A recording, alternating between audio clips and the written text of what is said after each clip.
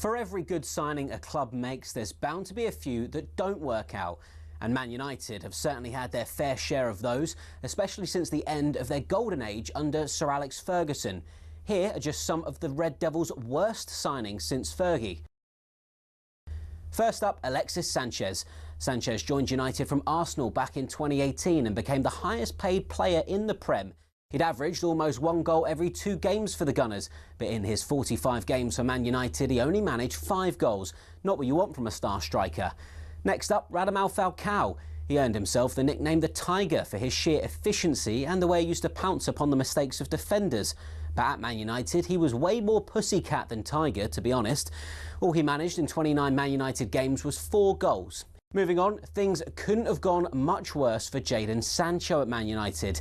Yeah, it would have been hard to outdo his Borussia Dortmund form, but 12 goals in 83 games is not great. Things got worse after a public fallout with manager Erik ten Hag. Sancho said he was being made a scapegoat. Ten Hag said there'd been a discipline issue. It all ended up with Sancho going back to Germany. Next, Erik ten Hag probably thought he was being smart in sticking to what he knew when he signed Antony from his former club Ajax. But the £86 million Brazilian hasn't really been able to hack it in the Prem. Chances are Antony's Man United days are numbered. Next, the curse of the Man United number 7 shirt. Not an easy act following Ronaldo, Cantona, Beckham and George Best, but Memphis Depay was another striker who was apparently allergic to scoring for United. He scored just 7 in 53 appearances, a huge letdown since he'd helped PSV win the Dutch league just a season before joining. Last one, Angel Di Maria was set to be United's landmark signing when he joined in 2014, but 1 season later he was already on his way out. 4 goals in 32 games was just not good enough, given he'd broken the British record transfer fee when he signed. And those are just a few examples. To be honest, the list could go on and on. Unfortunately, that's probably why Man United haven't won the Prem for a while, and why it might take a few more years before they're in contention again.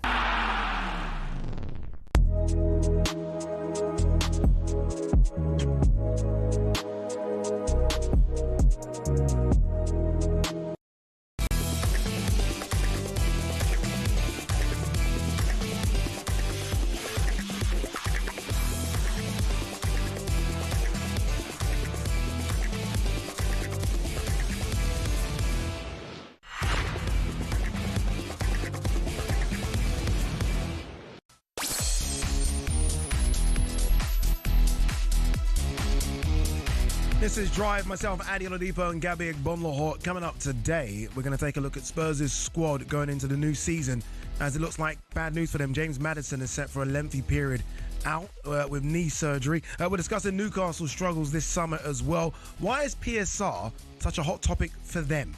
Doesn't it affect everyone?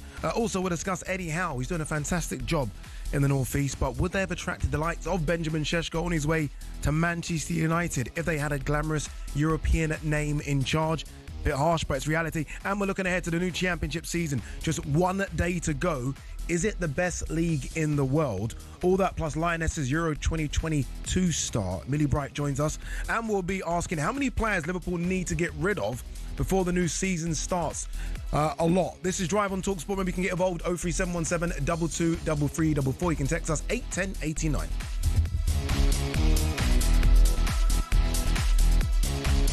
All right, you can turn it down. You can turn it down. Turn it down. Gabby, how are we?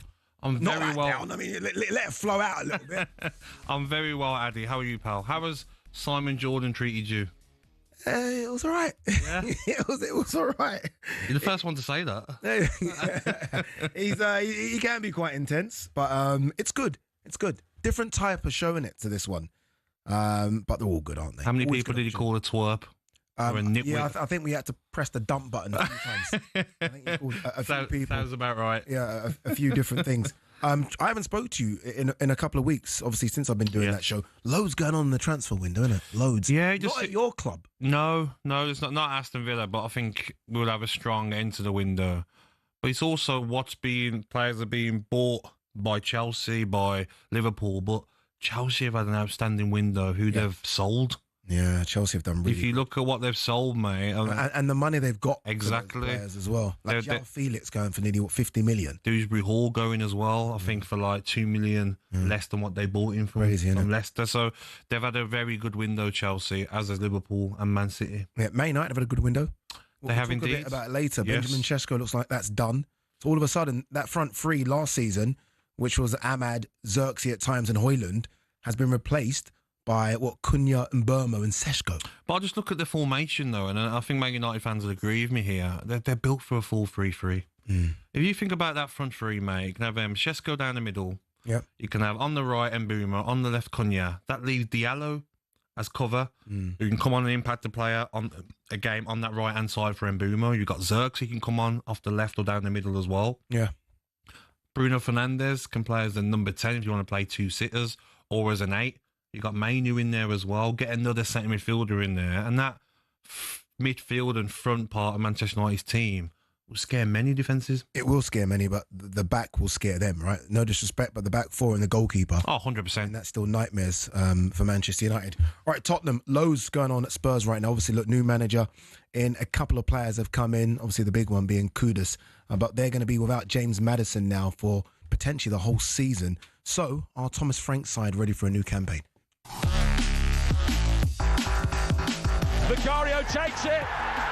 It's glory, glory, Tottenham Hotspur. They have won their first major trophy for 17 years. So does this current squad need much surgery? Yeah, it needs a bit, a bit more strength and depth, a bit more quality. Disappointing news coming out this lunchtime from Spurs. James Maddison is to undergo surgery for a ruptured ACL in his right knee. Yep, you heard it there. That was our chief football correspondent, Alex Crook. Tottenham midfielder James Maddison is set to undergo surgery on an ACL injury in his right knee. It's bad news for the England International World Cup year as well. He went off injured after playing just 9 minutes of his side's pre-season game against Newcastle, and it's the same knee that he injured at the end of last season as well, which I guess compounds it. It's now expected that he's going to miss around 6 or 7 months after the surgery. Former Chelsea midfielder Scott Minto was alongside Alex Crook earlier today, and he gave his reaction. That's horrendous for him personally. I'm sure he would have been looking at this season and be thinking, what a great opportunity to be mixing it with the big boys of Europe and playing in the Champions League and really proving to a new manager as well, because he didn't seem to play many games or last 90 minutes, did he, under Ange? And I'm sure he was desperate to prove himself to Thomas Frank. So, yeah, that's a massive blow for him personally, first and foremost, but the team as well. Yeah, big blow, Scott Minto there. It is a big blow, isn't it? Because he's right, under Ange, he was kind of in and out of the squad. You never feel like it just worked under him and Ange Postecoglou. Bear in mind, he started so well under Ange. I remember how good he was until he got injured. But this is a massive blow. But massive blow for Thomas Frank. I mean, he's going to have to go into the window now and find something. I think, first of all, James Maddison, like you say, has missed six games last season, missed the cup final win. You know, that would have been so frustrating for him to miss out on that. And then you're going through pre-season, you feel fit, you're excited in a new manager, and then a freak injury like that, no one really by him.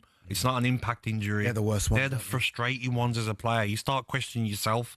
You start questioning your body. You start questioning your own, knees. Like, why have I done that?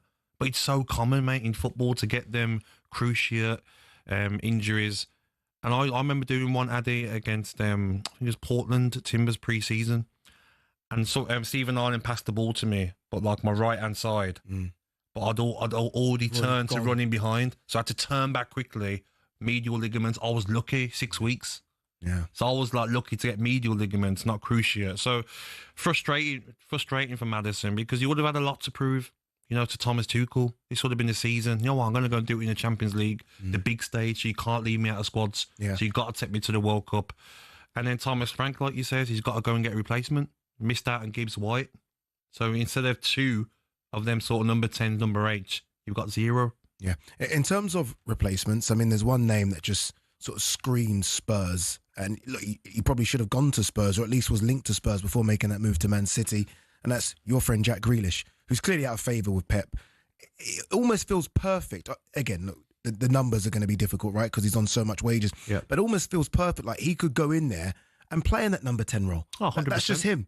He's not a winger. When I look at Grealish, he is a number 10. He dictates play. When you come through the academy at Villa and into the first team, he wasn't off the left. He come through as number 10. Yeah. Go and play where you like. Go and get on the ball. So comfortable with his back to goal, first touch, awareness around him. That number 10's built for him. Obviously, his time with Dean Smith off the left, especially in the Premier League, when Barkley come in and maybe played in that central role. Then Man City's played off the left and England as well. But one of the last games he played for his country was against Ireland away. Lee Carsley played him in that number 10 position. He's probably the best player on the pitch. Yeah. He was twisting defenders up. He was running the length of the pitch with the ball, creating chances. Got a goal in that game, I'm sure he did as well. I think it makes sense. I think the numbers as well, the longer we get into the transfer window, Man City will be in a position where they have to accept what clubs are offering. Yeah, I mean, and look, Pep didn't take him to the Club World Cup. Exactly. So it's obvious what Pep thinks of him. Napoli's been linked with Grealish. Yeah. Everton been linked with Grealish as well. And Moyes will sell him that project. Like, look, you're going to be our guy. And Spurs, if you're Grealish, which one's the better there of those three?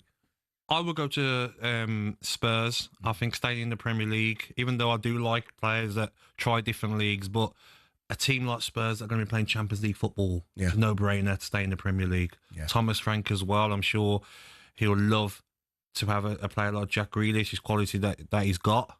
Napoli, it's not the worst place to go, is it? We've seen from McTominay. He's in the Ballon d'Or list. Honestly, that's why it almost becomes attractive. Yeah, but can they pay maybe the amount of wages that they have to pay Napoli? It might be difficult for them to do that. But I just think with these deals, Ade, there'll be other players, Sancho, Anthony, they might go to the end of the window and Manchester United, Manchester City might be like, listen, we don't want these players. If we don't accept what these clubs are offering, if that's 50% of the wages, 70%, then they're going to sit here and then train with the 23s.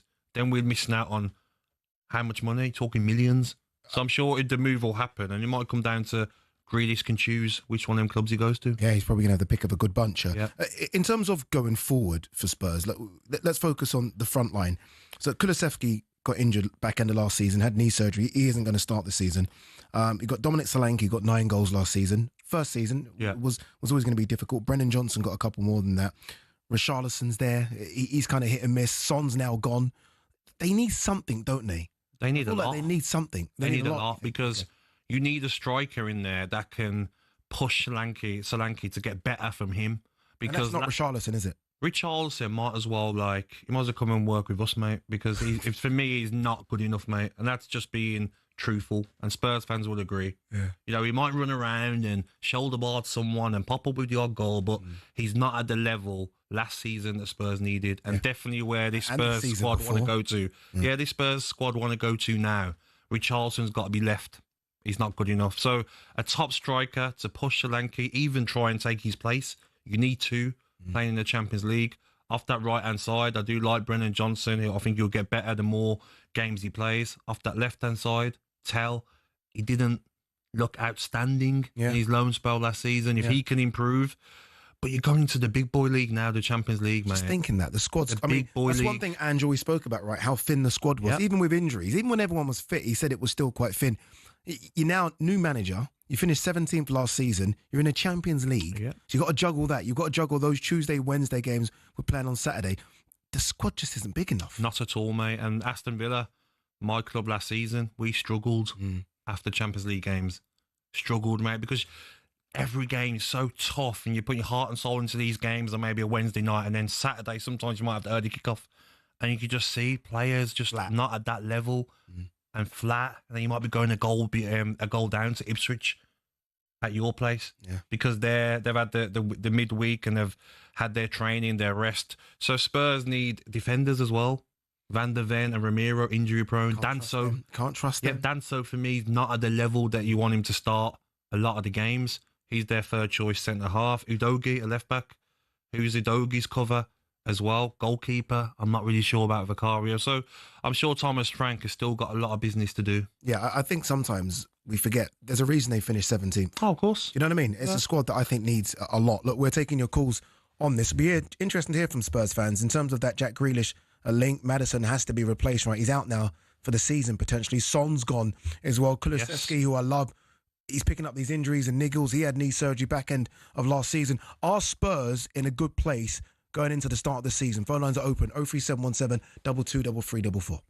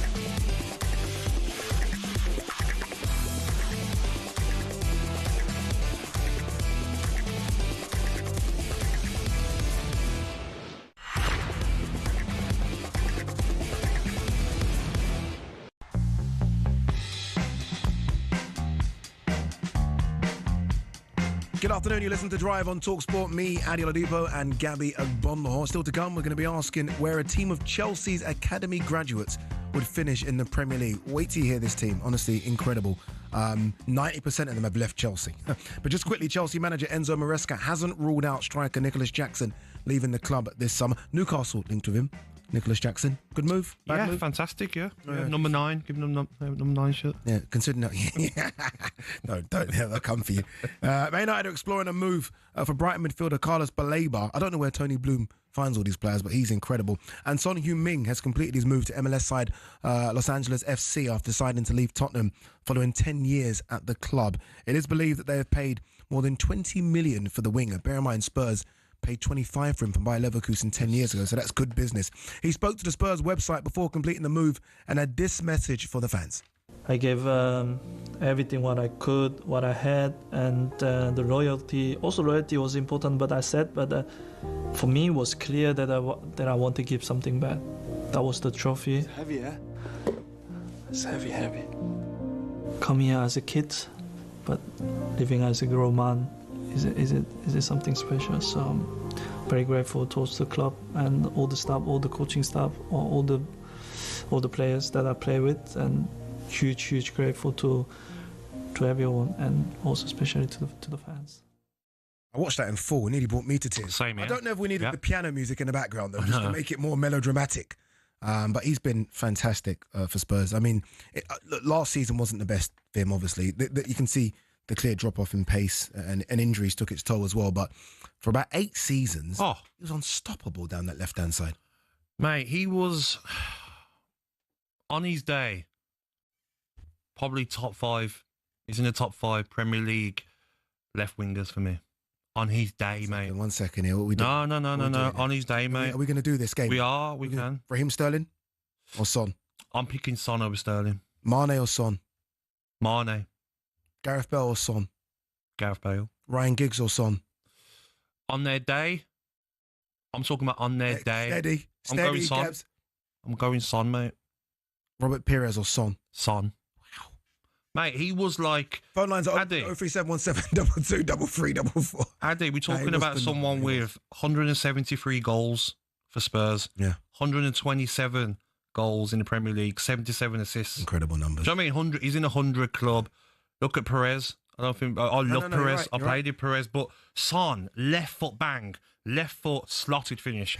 Right foot bang. Right foot slotted finish. 1v1s he'd never ever miss unless... It's that one. It's the one at the end, exactly, to give Arsenal the league. But he was a finisher, quick, sharp, everything you'd want. And Spurs were lucky to have him as long as they did, because a lot of other players would have gone 6-7 years ago. Should he have gone? You know, everyone says Harry Kane, although he's done well winning the Bundesliga, like Harry Kane should have gone 5 years ago. Oh, 100%. Should Son have gone? I know Spurs fans are going to hate me saying that, but should he have gone to win? He could have gone anywhere. I think he should have went, of course, because he'll look back and think, I'll give the club 10 years. And yes, Europa League, outstanding achievement, but someone of that quality, like I said, they're 173 goals with Spurs. He should be getting a league title. Should be playing, you know what I mean, winning a Champions League. Yeah.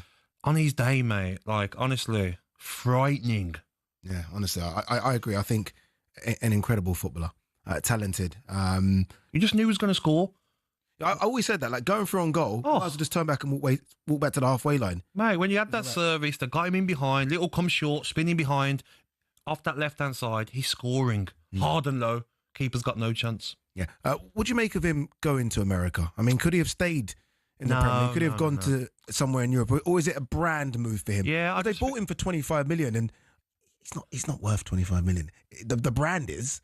The brand Son is, I think, in terms of selling shirts. I don't know if Son the player is. No, not now. I mean, last season, very poor. And I knew there was a difference because, you know, you watched Son for 10 years and he just squares up a player, knocks it past him. He wasn't doing that. And like, I've been there, mate, as a player, when you like, your legs aren't as quick and you're like, oh, I can't knock you past that player anymore. I'm turning back. Yeah. I'm looking for 1-2s more. So Son the player, definitely probably not worth that amount, but what he's going to bring to a football club, definitely. And why not, mate? Why stay in the Premier League or Europe? Just won the Europa League. Probably wouldn't play in a top European side. Why not go and try out the American dream? Yeah, it'd be interesting to see what happens with Spurs in terms of replacing him. Remember, let's not forget as well, captain for that club as well. And surely he's a vocal point in the dressing room that they've lost now. But I don't look at him as that, but I think players respect him. New players coming into the club would look at Son, and it's a respect thing. But I did call it at the end of last season. When we heard about Kevin De Bruyne going, I said exactly the same thing. I think it's time for Son to go. It felt like that from his performances, how he was playing. You got to look at the future, and there's a good time to go. It was a good time for Kevin De Bruyne to go. Felt right. Yeah. Not the same player. Agreed. And it felt what right. What did Jamie Carragher say? Leave the game before the game leaves you. Yeah, leave football before the football leaves you. Fantastic. Say out to Casemiro when he's getting paid. What he's getting paid. Yeah. I think it was Casemiro, wasn't it? Yeah. All right, we're taking the calls. Let's go to the phone lines. John, the Spurs fan, has got in touch. John, before we talk Son, and you can give him his plaudits, in terms of your squad for the start of the season, you must be nervous, John. New manager coming in who hasn't really played anything in Europe as Thomas Frank, and all these injuries now starting to pile up.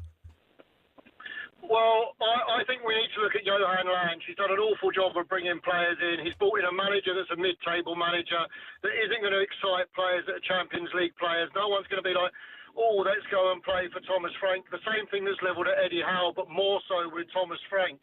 You know, people are saying, oh, players don't want to go and play for Eddie Howe, but Frank's done even less than Eddie Howe. I think it's a mistake. I think Frank's a great manager, but we shouldn't be breaking him in. It's like we're operating like we're like Brighton, and we're trying to bring young players through and sell them for more money. It's like we're a Champions League club. Last season, start of the season, I was excited. We had a manager that played great football. We had a first team I thought that could compete. This season, we're just giving Dragic the number 3 shirt. The guy's shouldn't even be in the first 11. He deserves to be nowhere near the first 11, let alone being given the number 3 shirt. The back four, first choice back four, Udogi is one of the best left backs, I think, in the Premier League. So I'm happy with that. Van de Ven and Romero, class. Sorry. Now go on. No, I'm saying I agree with you. I agree with you. Keep going. Van de Ven and Romero are great. Poro's great when he's going forward, as long as someone covers him. But you get, it's a bit like Alexander, but not as good. You gain stuff, you lose stuff. That's a tactical decision. But the midfield is no better than like a West Ham, a Fulham, and Everton. Do you know what I mean? Like player for player, maybe, but we're very much like the quality. Solanke doesn't score and he's injured all the time. I was against paying 60 million for him last year. He's not a 60 million pound striker. That's why people are paying for Isak. If you put Solanke in the list of Premier League strikers, it's probably 9th, and so you're not going to get top 4 with a Solanke. You need the goals from out wide. Maddison. You did try and get Mbeumo. He obviously knows that, didn't he? He tried to get Mbeumo in. Mbeumo's not like Champions League quality either. Like he's too old. He comes on and he's a wide right player, not a down the middle striker. They're not. I mean, they're the players that Man U need to sign because they're not in the Champions League and they're a fallen club. But we're in the Champions League. But you need it. Like that's why Liverpool are trying for Isak. That's why they've spent like the 100 million. That's why they're signing Coquerez. They're top tier strikers. Solanke just isn't. And Son's gone, which is the soul of the club. So I am terrified because if I look at the squad, if I numbered the squad out of 100, every Premier League team's first team in their squad, Spurs is around 8th. So Frank's going to have to, if Frank gets Spurs top 5 this season with that squad, knowing that we don't spend money, like last January we had injured players. We didn't buy anybody till the end of January, and then we bought Danso, who was a Southampton reject. It wasn't like they backed him and said, oh, we're in the Champions League, let's go and do it. So I can't see us. I think par for this season, I'm expecting 8th, and maybe we get lucky in a cup run, unless there's 100 million. Like, we need Edison, Eze and Grealish to kind of excite me, but we also need someone that can actually score. Solanke works really, really hard, and he's a really nice chap, but he's not a lethal finisher. He's not... and Spurs fans know finishers. We've had probably the best in the Premier League, like with Berbatov, Schoenham, Klinsmann. You can't sort of say that we're not like trained, like Kane. And my point being is, the other thing I just wanted to say about Son, it's devastating. If I could move to LA and go and watch Son each week, because he tries, he cares, more than any other player I've ever seen. He has achieved those numbers, as you pointed out. They are Premier League legend numbers in a Spurs side that for 90% of his time was fundamentally average at best. How have you said all this without breathing once? How has he done all that without taking a gulp of breath? Incredible caller. I understand the frustration. I understand the sentiment. We'll talk a bit more of Spurs when we can. Right, still to come, we're going to be asking where a team of Chelsea's academy graduates would finish in the Premier League. But first, it's time for No Googling. As we have been discussing Son Heung-min, he did assist 24 times. He was assisted 24 times by Harry Kane in the Premier League. That's a joint record from one player to another. 24 times, incredible. We want to know which player in the Premier League also assisted his teammate 24 times. Answer when we come back.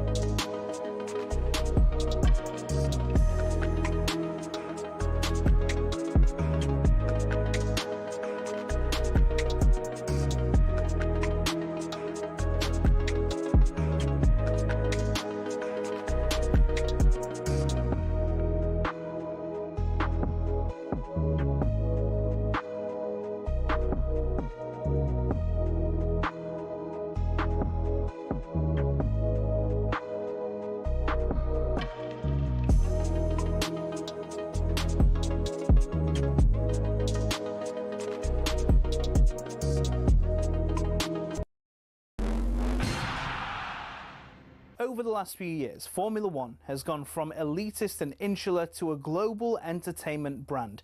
The transformation's down to American investment group Liberty Media, who cultivated a new image for the sport since buying it in 2016. Better access to drivers, improved content on social media, and tapping into the US market have given F1 a massive boost in both attention and revenues. But is everyone happy? The fans certainly are, as evidenced by Drive to Survive. Almost 7 million people per season have tuned in to get all the gossip and all the drama from the paddock. The extra exposure means the drivers can demand a higher salary too. In 2010, the top drivers were earning $20 million a year, which isn't bad. But now, the very best earned 3 times that, with Max Verstappen getting a whopping $65 million in 2025. But money doesn't always buy happiness. Some drivers, including Verstappen, don't like the pageantry the changes have brought about. In Las Vegas in 2023, Verstappen said the drivers were made to look like clowns, and the event was 99% performance and 1% race. Some purists who still watch the sport feel the same, and that the spirit of competition has suffered. But Formula One and Liberty Media don't look like slowing down anytime soon. So expect more races, major events and exclusive access in future.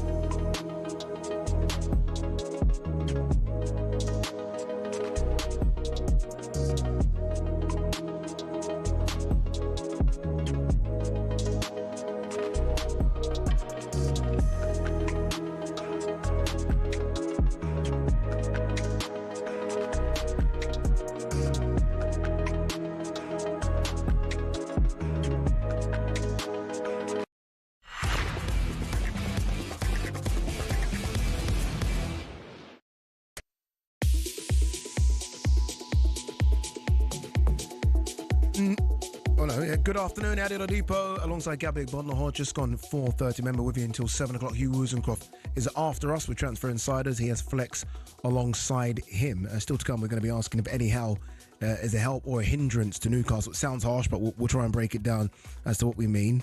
What we did ask you before the break, the no Googling question: which player in the Premier League has also assisted his teammate 24 times? This is obviously because Heung-min Son, he assisted Harry Kane, or was assisted by Harry Kane 24 times in the Premier League. Any clues? Any ideas?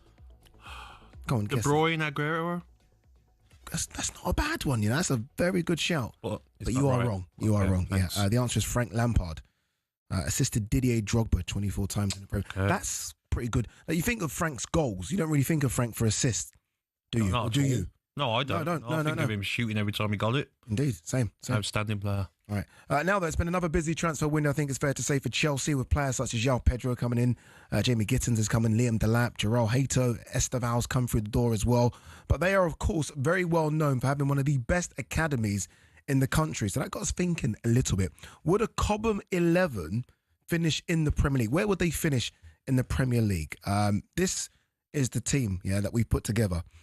Goalkeeper doesn't really count because they've not really got a good goalkeeper at the moment. But goalkeeper, Marcin Booker, I have no idea where he is at the moment. But right back, Tino Livramento. Centre backs, Mark Gahey and Nathan Ake. Left back, Lewis Hall. Centre midfield, Mason Mount, Declan Rice, Conor Gallagher. It's really good. Right wing, Elise, who's doing fantastic stuff right now for Bayern Munich. Left-sided wing, this surprised me. I forgot he played for them. Musiala. Jamal Musiala. Yes. Through the middle, Dominic Solanke, obviously doing stuff for Spurs. Honourable mentions, by the way, on the bench: Fikayo Tomori, Ian Maddison, Callum Hudson-Odoi, Ruben Loftus-Cheek, Armando Broa. So loads of players there. Where would that finish in the Premier League? That's incredible. By the way, that's very, very They'd definitely finish top 8. Are you thinking higher? I don't know. I think like you need more from the bench, don't you, for a whole season? But the starting 11 there, 11 top. Like when I'm thinking of Mason Mount, Chelsea Mason Mount. Yes. Declan Rice, Conor Gallagher. That's a very good midfield. Elise and Musiala, top. Good luck on stopping that. They walk into most Solanke? Premier League clubs. Solanke, yeah, he's a decent striker. I don't think he's top though. But it just shows, doesn't it? Like the players that Chelsea were sold, some at a young age, some they sold and made money out of. But the one that probably kicks them the most, would you say Musiala? You know, that's such a good question. Which one are they more upset about the most? I'd say Elise. Oh, Elise. Musiala, mate. I love watching that kid play, mate. Oh, someone should be fired, basically. Yeah, someone that Cobham right now should be listening to this and thinking, I might get a P45 in the morning. But you know what they're going to say though, Ade? They're going to say yes, but at that time they weren't at the level, so we had to move them on, and then they went and improved, and then they went to different clubs and got better. Like it does happen. What does it mean though when it's so many? I mean, I don't think we can do this to any other club in the league. Any other club would have a few, but and when you look at it, the profile of these players, well, they're all around the same age. But what it not shows, that many though, difference, and like the oldest to the youngest here isn't that big, is it? No, but what it shows, they've got them all though, wrong at the same time. Yeah, is that whoever sometimes is in charge of making these decisions in an academy can get it wrong. That many times. So you've not seen Musiala's become a superstar at 18. Of course. So you I'm didn't realise he was good at 15? Well, not everyone knows a player when they see one, but this is a lesson out there, and I say it to players that I see, younger players. Sometimes someone thinks you're not good enough, but someone else will. True. So you could be in an academy and you could be let go out of a big academy at 8, 9, 10, 11, 12, whatever it is, or a bit older, 16, 17. Just come work harder. Yeah. And if you know you're going to be a player, you know you're good enough, work the extra bit harder, and then someone will definitely give you a chance. And that's what happened with a lot of these players. I guess Rice. That's the lesson that can be learned. For any young player listening to this right now, you're right. If you get dropped by a big club, doesn't matter. You look at all the examples there, apart from the goalkeeper, and we'll Google him in a minute. Yeah. All of these players, international footballers, all gone on to big clubs, all playing regular Premier League football, if not for Bayern Munich. As well, on that topic, Ade, is that like so many parents are buzzing when their kid gets signed for an academy at 7, 8. And I just look and I'm like, just relax. Yeah, chill. Because they could let you kid go at 9 or 10 or 11. If you're good enough as a player, if you're 8, if you're 11, if you're 14, 15, they will find you now. Yeah. The amount of scouts they will find you if you are a good enough player. I think too many parents get excited. Oh yeah, my kid plays for Villa. My kid plays for Arsenal at 8, at 9. But how many players I played with in the academy? I got scouted at 12 from Aston Villa. There were players in the academy from 6, got to 16. They'd been 10 years. The players that had come at 12, 13 overtook them. Yeah. And then they got let go. So it's not a big excitement really of like being scouted at that early age. When you're 13, 14, I think that's a perfect age to be scouted by an academy. A couple of texts coming in on this subject. Musiala chose to leave Chelsea. Chelsea didn't let him go. I guess he's probably chose to leave because he probably thought there wasn't a pathway for him to get into. Yes. And that's why a lot of them do go. Rio Ngamoa, Chelsea as well, wasn't he? Now at Liverpool. Yes. It's another one as well. Great talent. Someone saying, best academy in the country. I just read it now. Best academy in the country. It's gone. It's off the screen. That's not an academy. Villa won the FA Youth Cup. Villa got a lot of good young players. Of course, yeah, Villa have always had a good academy. Southampton, one of the betters back in the day. You were talking 20 years ago. Southampton's was very good. I've got to think of Gareth Bale, Theo Walcott, Luke Shaw, Alex Oxlade-Chamberlain. Yep, Lallana. Yeah, how many players did Southampton have coming through their academy? So it just shows there's so much money in academies now. Yeah, we're going to talk about Chelsea's first team a bit later as well. Surely they should be thinking about winning the Premier League with the amount of money they spent. Remember, you can't say that. They won a European trophy. You can't say that, mate. I agree with you, but you can't say that, mate. I think we need to start saying it. Let's go back to the phone lines. We are talking about Spurs. Obviously, look, unfortunately, Maddison out potentially for the season. Kulusevski out as well for the start of the season. Let's go to Craig, the Spurs fan. Craig, I don't know if you heard the call previous. The caller not happy about Thomas Frank being in charge. He didn't sound optimistic for the start of the season. What are your feelings? Well, I think, we're Spurs fans, so we always go, polar opposites. For me, I think we've gone for the middle ground with Frank. I think if you look at, let's not make excuses for last season, but the youngsters that Ange brought in, the likes of Archie Gray, Lucas Bergvall, Wilson Odebear, that Vincent Kompany was absolutely waxing lyrical about. If Frank really does improve, these players, there is an element of that we have to look at. I think for me, I go into it with optimism, but I think, when you look at the back four, Porro, Romero, Van der Ven and Udogie, all right, Jed Spence, he improved a bit last year under Postecoglou when he was given a chance, but with Dragusin and Danso as the backup, we probably need something there. I don't know why we haven't gone for Grealish already before Maddison's injury, because I think we need something there. But I think up front with Brennan Johnson, Kudus now coming in, Solanke in his second season, Kulusevski when he's back fit.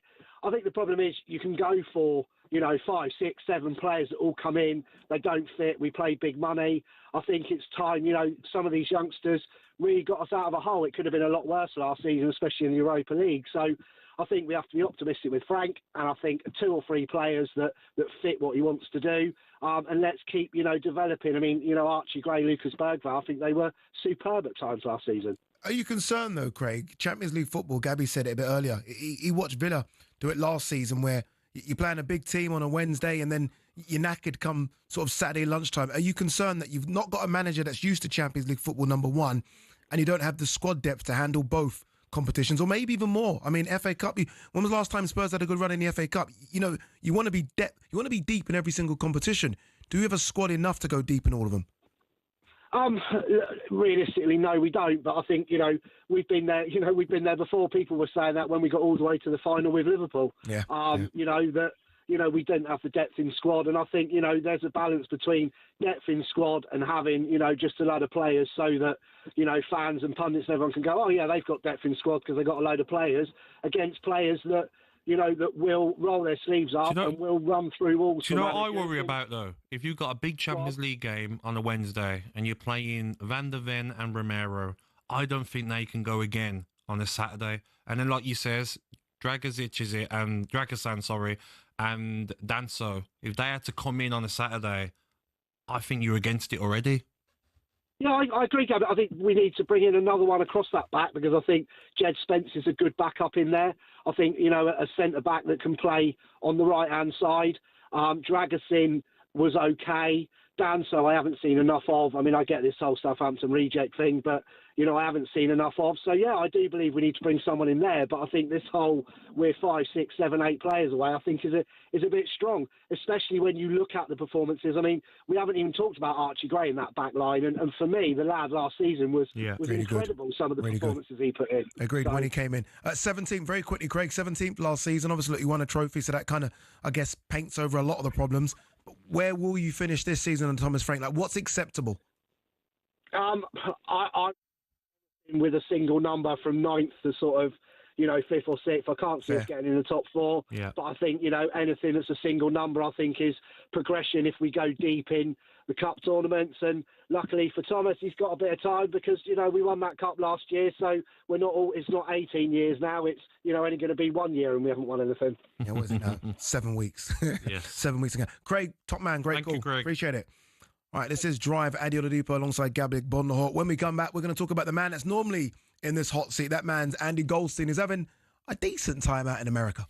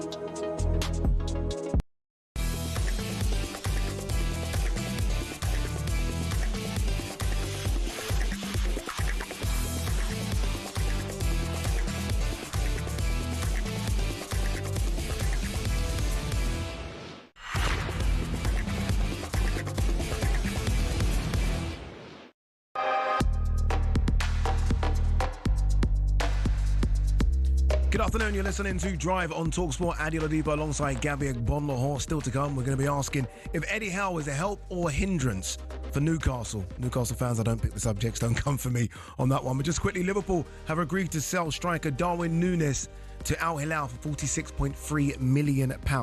We're going to be discussing that in more detail later on in the show. James Maddison, bad news for Spurs fans. He's going to miss the majority of the season with an ACL injury. All right, enough of that. It's now time for this.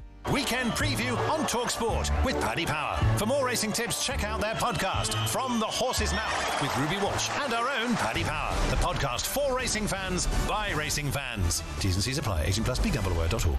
Yeah, it is time to talk racing now. Here's Ryan McHugh from Paddy Power with all the latest news and odds. Ryan. Yeah, good evening, lads. Hope all is well. How are you, my man? Good? Yeah, all good, yeah. Good action to look forward to this weekend.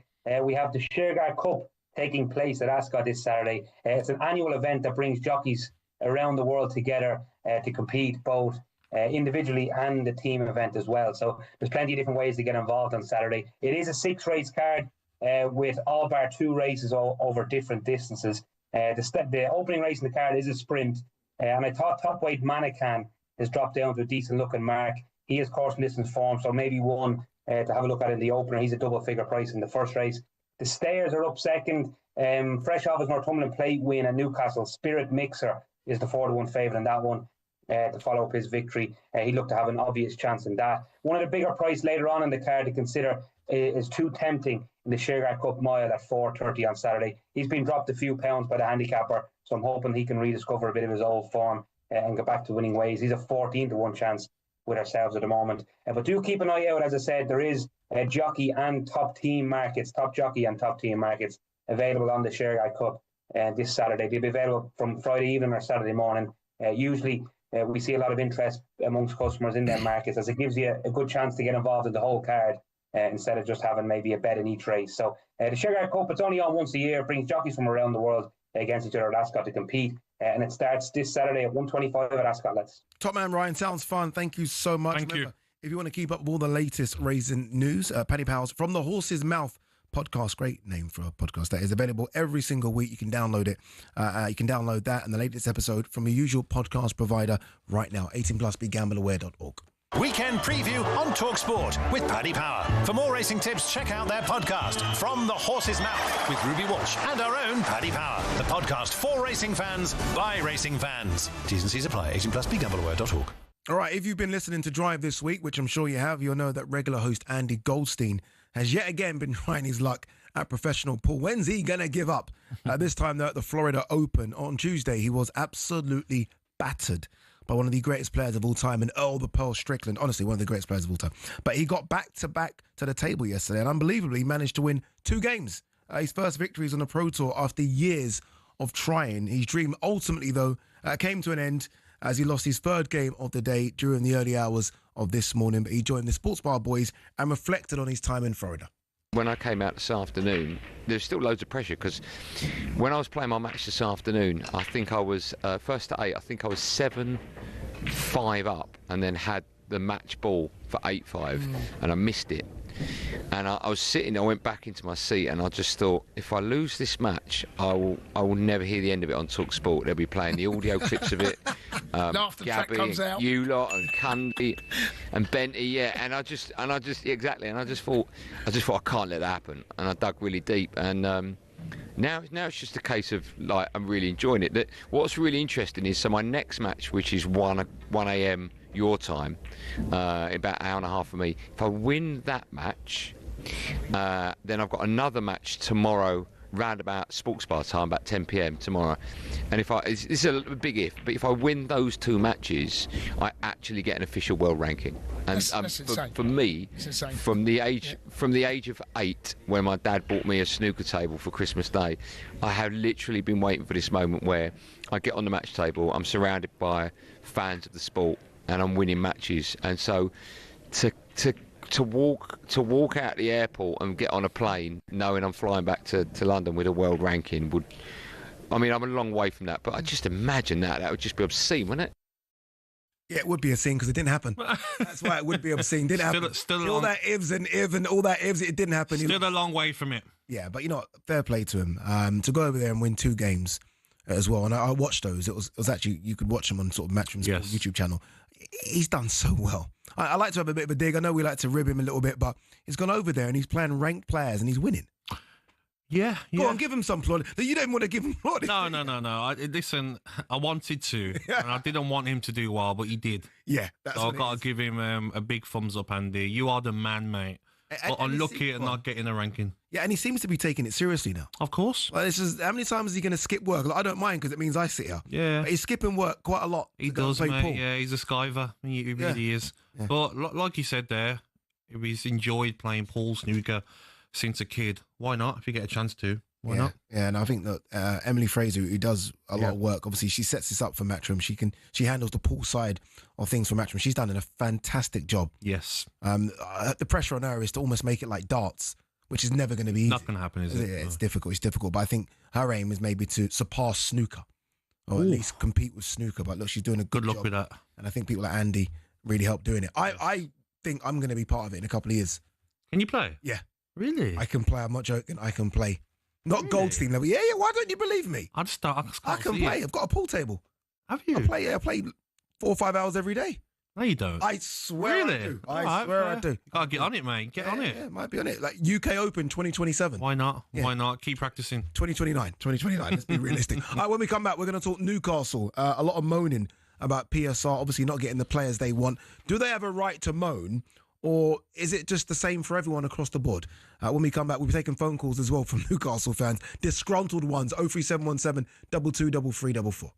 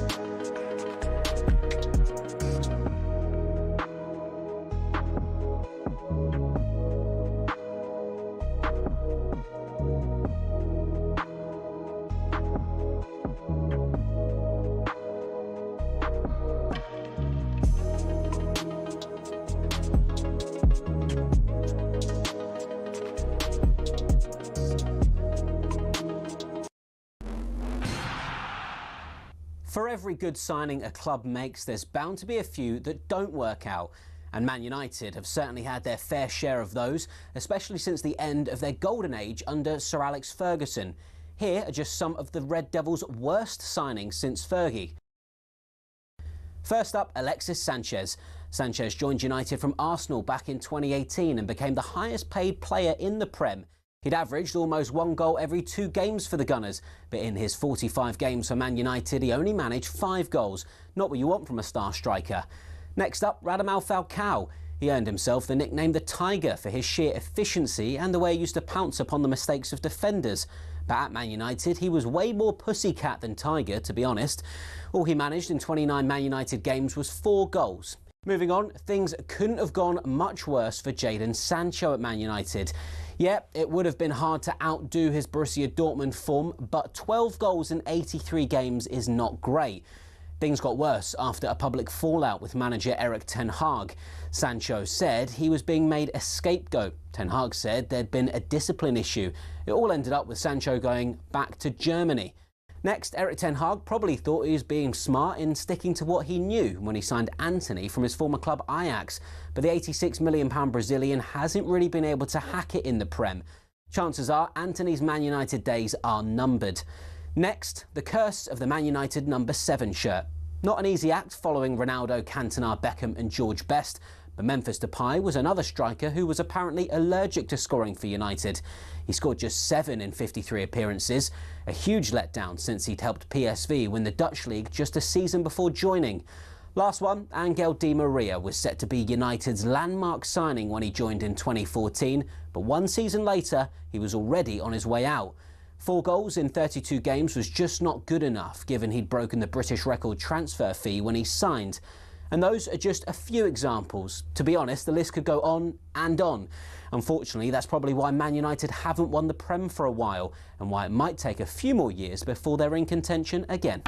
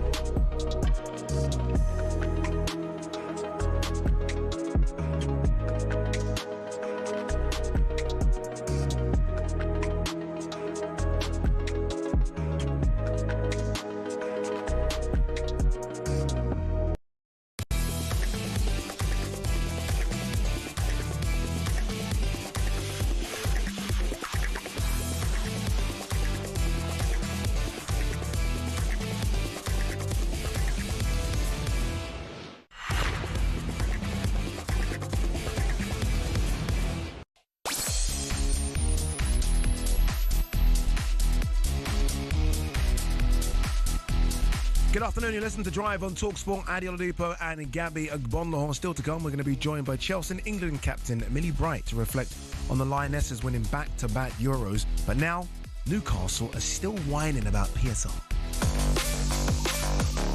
Sesko trying to get the ball out from under his feet, gets the shot away. It's a superb solo goal from Slovenia's star man. Manchester United's belief this evening is real confidence that Benjamin Sesko wants to move to Old Trafford. Ekitike, Sesko, Guehi, Cunha, Mbeumo, João Pedro, Liam Delap.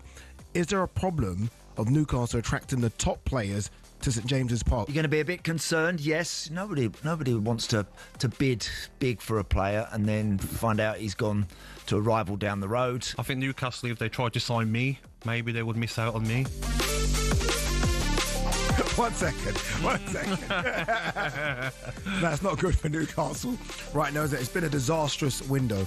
And look, it's continued this week as RB Leipzig striker Benjamin Sesko looks set to join Manchester United, picking them over Eddie Howe's Newcastle side. He joins a long list of targets that they've missed out on during the window, with only Anthony Elanga and Aaron Ramsdale coming through the door. Gavin, the Newcastle fan, called into the breakfast show a bit earlier with Natalie Sawyer and Tony Cascarino, and here's what he blamed Newcastle's poor window on. The PSR thing and the Man U caller before just made us laugh. These people, like the big six, are just so blinded by that they've built this thing over 20, 30 years, they've earned the right, as if those teams weren't the same teams spending the big money back in the day before PSR and FFP. Like, Man U have done it for years. When Fergie was there, they did the exact same thing. They would cherry pick the best players and buy them. So they're already that level ahead of you. So I'm not saying I don't want the Saudi owners and PIF to go and just blast a load of money. and have no constraints whatsoever. It's just got to be managed properly. Like, look, this PSR thing, I think we can all collectively say we don't like it. We understand why it's there, but we don't like it. It's obviously stopping Aston Villa, your team, from taking that next jump. It's clearly putting a stop to Newcastle in terms of what they want to do. But let's not blame PSR on the reasons that Mbeumo has decided to go to Manchester United as opposed to come to Newcastle. The reason Sesko's gone to United as opposed to Newcastle. Gahey hasn't come to the club yet. Cunha went to Man United instead of Newcastle. João Pedro's gone to Chelsea instead of Newcastle. That's not a PSR thing, because they've actively wanted these players. Yeah. They've made bids for a few of those players. That's the players picking teams over them. Oh, of course. Yeah, that's not PSR. No, it's two totally different things. The reason why these players are turning down Newcastle is they're bigger clubs they can join. It's just how it is. Is it just a pecking order thing then? Of course it is. Because these are big clubs. Look at Liverpool. They lost Trent because Trent wants to go to a bigger club. Yeah. It's just how it is, isn't it? Exactly, as a pecking order. And any Premier League club, you could have Manchester City, you could have a Haaland. If Real Madrid want Haaland, he goes. Because you're going to a bigger club. Newcastle, like I said yesterday... But Newcastle are a big club, though. In Newcastle, they're a big club. They're not a big club in the Premier League? In the Premier League, yeah, but not worldwide. So if you're Cunha, grew up supporting Manchester United, and Mbeumo, they're going to join Manchester United, of course. Even Sesko, if I'm looking at him, I'm saying, Newcastle Champions League football next season can pay me very good money. Manchester United can pay me a bit more money, but it's Manchester United.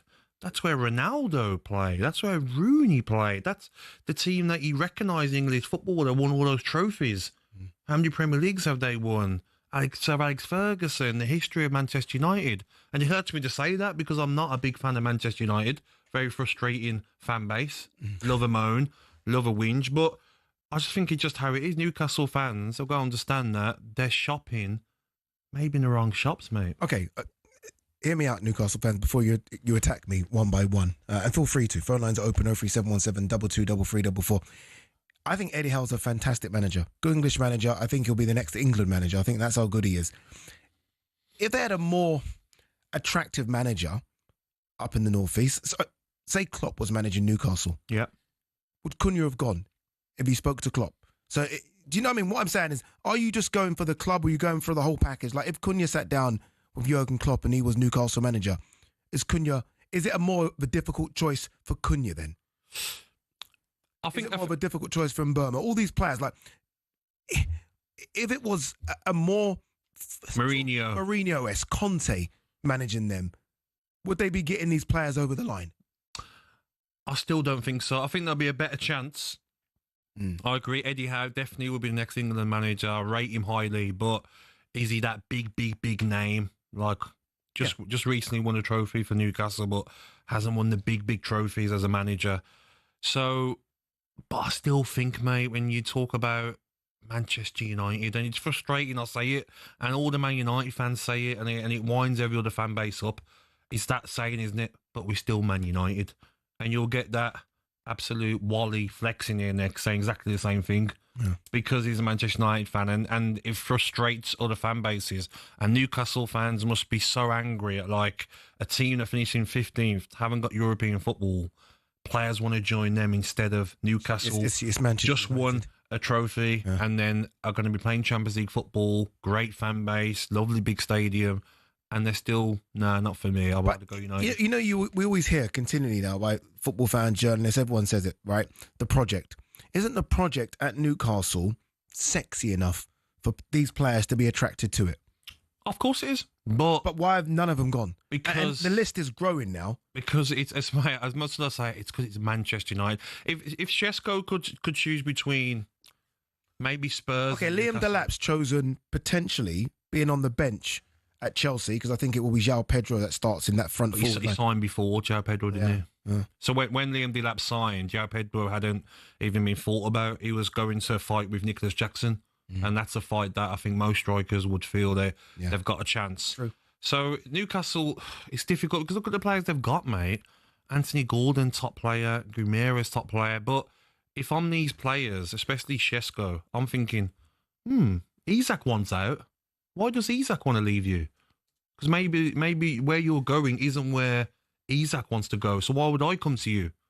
maybe Manchester United in the next 3-4 years will get better and better every transfer window, and they will get back to fighting for that top 4, then maybe 6-7 years for the title, whatever it will be. And like I said, mate, it's frustrating, but it's because they're Manchester United. Do you think, and this, that if there was no PSR restrictions, if Newcastle could do what Chelsea did when Abramovich came and what happened with the owners of Man City in terms of spending just $1 billion, just like that, yeah, do you think the Saudi owners would have done it? Yes. I don't. I why no new training ground? Like St James's Park, they've been talking about redevelopment, and that seems to have stalled. So things that they can spend money on, but they could have just gone bang, new training ground straight away, 100 million. But is that why haven't they done that? Yeah, but is that what they're bothered about? Maybe they've brought Newcastle to think. A player's not bothered about it. Can we go and buy all these players? Can we go and get this club straight into the Champions League, straight into fighting for the Premier League, straight into fighting for the Champions League? Maybe the training ground, which the players would definitely prefer, a better training ground. Randy Lerner come to Villa straight away. Within a few years, training ground was built.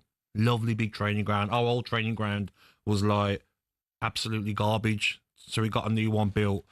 But maybe now they're looking at these rules and they're probably thinking, is Newcastle... There's almost no way to circumnavigate it. Is it the attraction? Yeah, is this what we thought it would be? It's not. We can't go and buy all these superstars and get what we want to get from this club. And that's got to be a worry for Newcastle fans. Do Newcastle fans have a right to moan? And they are moaning right now. Are you saying this as a Villa fan as well because of what you're going through? No, I just feel they've got every right to, because the rules are going to stop them. It's affecting everyone. Of course, it's not just them that should moan. Yeah. A lot of teams should moan, but they're in the limelight. They're getting rejected by all these players, and I feel like even you just seen on X that Isak maintains his position. He doesn't want to play or stay at Newcastle. He wants to leave and join Liverpool. That must be so hurtful for a Newcastle fan. Imagine if that was your club. Yeah. And if that was Mo Salah saying that, you'd be like, wow, after all we've give you, without us, where would you be, Isak? Mate, this is the thing with Newcastle. Been there and done it. Torres.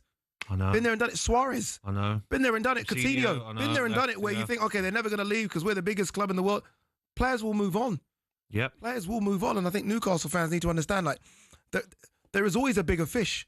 Yes. And although you think your club's the biggest, another bigger club will come and nick your players. The only thing that I don't pity is that I know how it works, mate, in football, because I've seen it at my club and I've heard about it at other clubs. When a club doesn't want a player, they will make you want to leave. They will have you train at 9 p.m. on your own. Yeah. They will make you come in on and do sessions with the under-18s. They will treat you so badly to get rid of you. There's no loyalty in football from clubs, from players. Fans need to understand that. If Isak is thinking, you know what, I am the best striker in the world. I am. So I want to go and play for a club. I'm not 20. Yeah. I'm mid-20s. I want to go and win the Champions League. I want to win the Ballon d'Or. I want to win the Premier League. You can't blame him. He's not going about it the right way, but you can't blame him wanting to leave. The thing I feel for Newcastle fans, and sort of any fan of a club that's not in that top 6, is I think there was a list of the amount spent so far in the summer, and the top 6 were leading the race by a mile. Oh, and the rest. And the rest, right? And you're thinking, how can we even bridge the gap? Man United are supposed to be broke. That's what Sir Jim Ratcliffe told us. All of a sudden, they spent 200 million on the front three. Yep. So if you're Newcastle fans, you probably think, 1 second. Yep. How has that fallen into PSR? You finished 15th last season. There's no Champions League football. Look, we know the behemoth that United are. But you can understand why some fans are like, does it even really exist, this PSR thing? Or is it just a case of let the big 6 stay the big 6 and no other club can get in there? But do you see the problem, Ade? Look at Villa for an example. Villa's revenue was 290 million last year. Their wage bill was like 270, roughly. Yeah. Do you see what I mean? Manchester United's revenue, 700. Yeah. So when you've got the fan bases in Asia, in Africa, like Liverpool have, like Manchester United have, then you're getting that revenue. You're shopping at a different shop, aren't you? You can finish 16th if you want. 17th is no problem. You're not going to become a small club overnight. Yeah. It's going to take years and years and years. You're talking years of Champions League football, years of success, years, as you say, of building your fan base up all over the world. Man City, Premier League champions year after year in the last decade. Yeah, no, you're right. But they've got nowhere near the size fan base of Liverpool, Manchester United across the world. Yeah. And it might take them 15, 20 more years to get that. Yeah. So how can these clubs compete when Manchester United can finish so poorly in the league, 15th, No European football, not getting no money for that, but no problem. Cundy and Mbeumo, Sesko, who else? Anyone? Okay, we're looking at Baleba now. Look, all the other clubs are like Aston Villa are doing strict business. They've gone for a 24-year-old striker from Nice. That's what these clubs have got to do now. It's frustrating. Yeah, I think the frustrating thing for Villa fans and Newcastle fans, and we're going to take your calls after this, is that you've got so close. You almost feel like you've closed the gap in the last couple of seasons. You can't carry on. And then all of a sudden you can't carry on. Can't carry on. And they've spent... That'll do ya. They've spent $250 million each, these clubs, and they've gone again. Yeah. And what's good about Chelsea as well, and they're clever, is that, mate... They sell. They've sold £200 million pounds worth of players. That's why I didn't mention Chelsea, because everyone says, like, Chelsea spend so much money. Yeah, they sell every single season. Madueke, Dewsbury Hall, Felix, Petrovic, Broja. It's crazy, isn't it? Kepa. Yeah. Better than I mean, the amount of players they've sold this summer, they've hardly really spent any money. Their net spend must be like 30, 40 million. What they earned in the Club World Cup. Yeah. And I was there to give them that trophy. All right, we are taking your calls. Is Eddie Howe a help or a hindrance? And it'll be interesting to hear, not just from Newcastle fans, Villa fans as well. You've got so close, but ultimately, the big six are the big six. How do you bridge that gap? 03717 223344.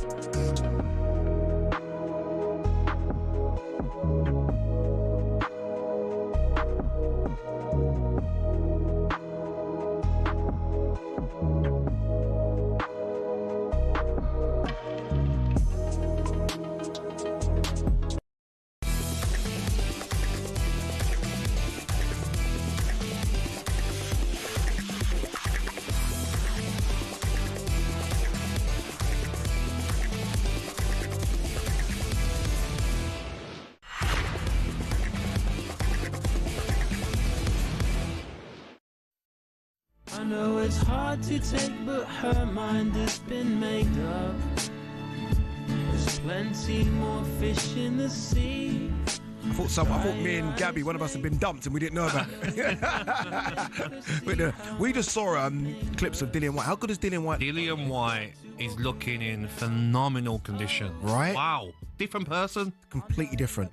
Completely different. Looks like he's lost a couple of stone. I would say so. But it looks like he's put a muscle. Boy, we got a showdown. We got a showdown. Do you think it's finally clicked to a lot of these boxers now, especially heavyweights, of like, just get into your best shape. There's money to be made here. Yeah. Boxing's not messing around now. Turkey's got big dough. Dude, you don't even need to be a top 10 heavyweight. No. You can be a top 20 heavyweight and you could be making 7 figures. Exactly. That's how crazy it is.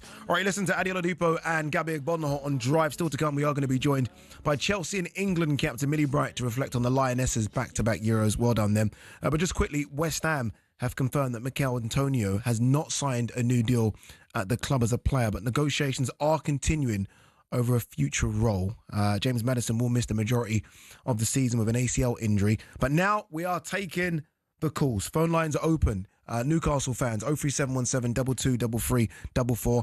And the phone lines have lit up like a Christmas tree. Let's go to Kev first, Newcastle fan. Kev, look, it's not been the start of the season that you would have wanted. A lot of players, unfortunately, have said no to coming up to Newcastle. What do you make of what is going on? Is it, like what Gabby said, just a case of pecking order, bigger clubs have come in for the players, or is there more to it? No, I think on ours, I think there's a lot of behind the scenes. I think we lost Amanda Staveley, where the deals aren't coming through as much. We also wanted a striker, which every top team in Premier League wanted a striker, and we went for the top strikers. So there is that pecking order, which any Newcastle fan with any common sense would agree to that. But what's the hard bit to accept is PSR is, yes, it's a law, but there's only certain clubs abiding by that law. What do you mean by that? Do you mean that you think clubs could be breaking the PSR rule? Yeah, you've got likes of Chelsea that are putting players on 10-year contracts, putting more money into the coffers by selling their women's team to a company that's owned by Chelsea, selling the hotel to a company that's owned by Chelsea, and getting money incoming that way. They're selling, not to stick up for Chelsea, kid, but they're selling a lot of their players as well. I think Gabby just read out a lot of the players that they've sold this season. Yeah.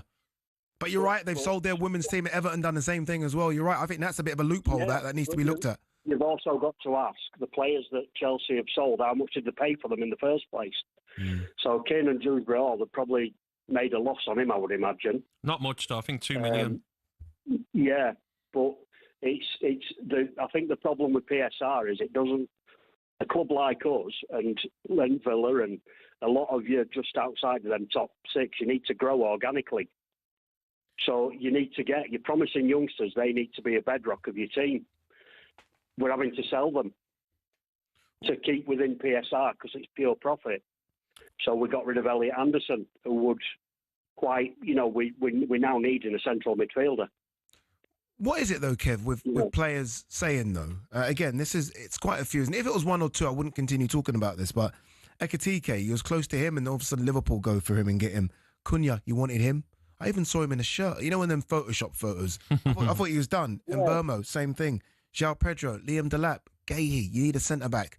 You can't keep playing Dan Burn there when someone's injured. Like, what's going on with players coming up to the... You've just won a trophy. You've got one of the best managers in the country. No. I think you've got the best number 9 in the country. Maybe the best midfield in the country. What's going on?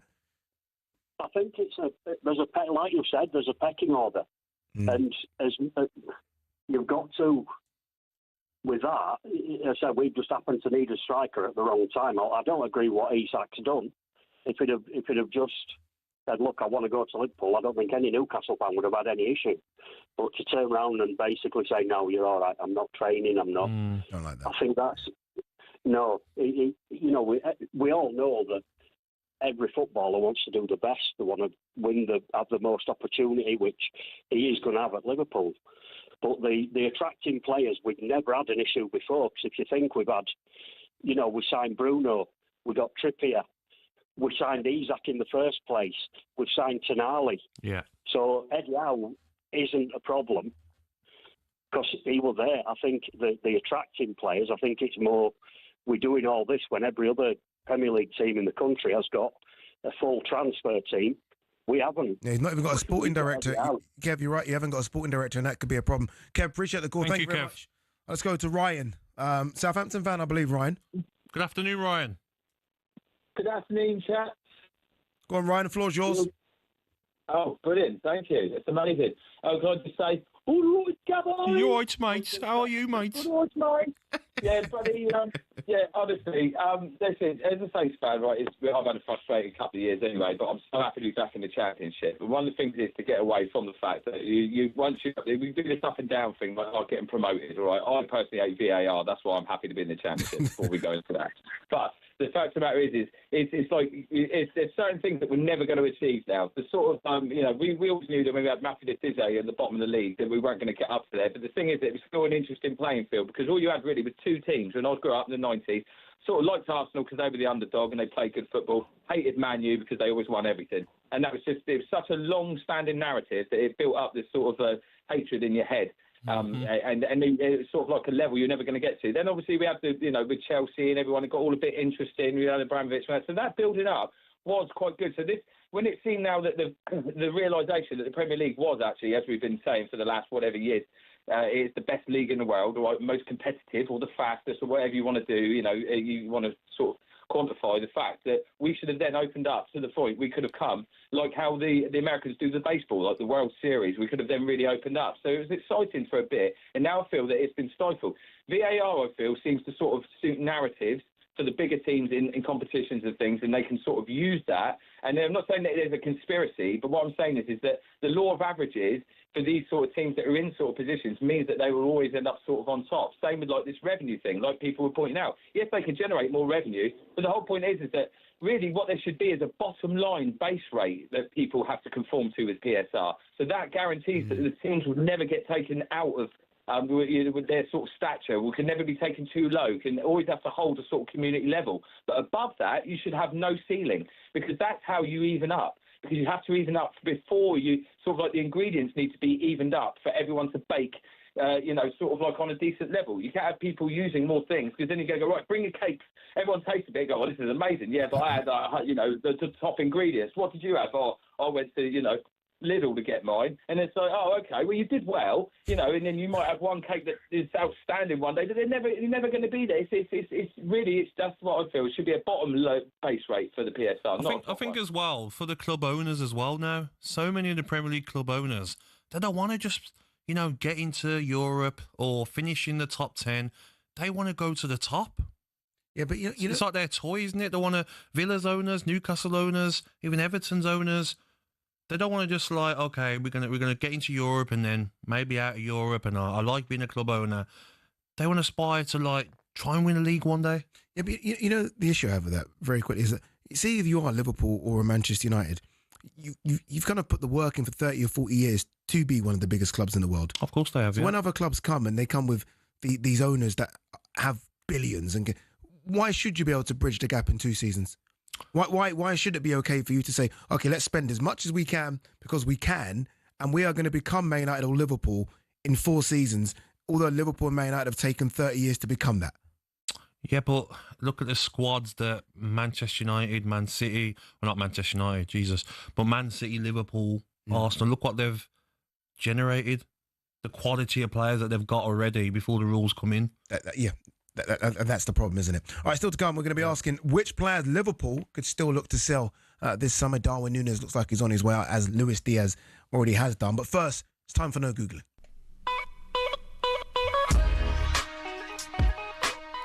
All right, 2 players share the record for scoring in the most matches during a Premier League season with 26. 2 players share the record for scoring in the most matches during a Premier League season with 26. Simple question, who are they? Answer when we come back.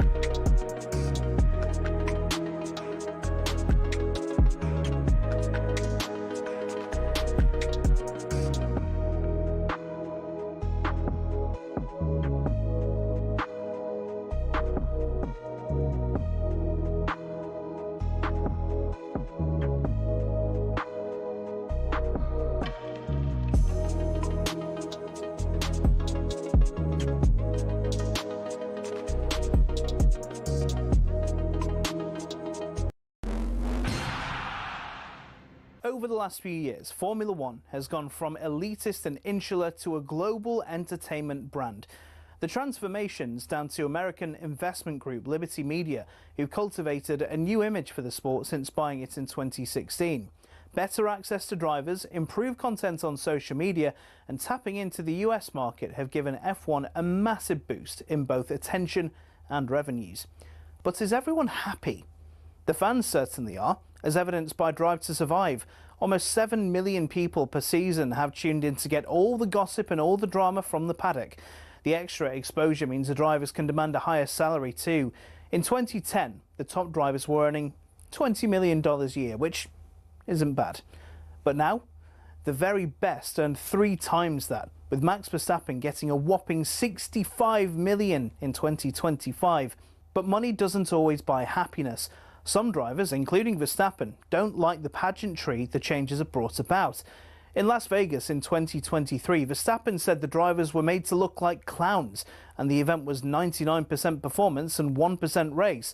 Some purists who still watch the sport feel the same, and that the spirit of competition has suffered. But Formula One and Liberty Media don't look like slowing down anytime soon. So expect more races, major events and exclusive access in future.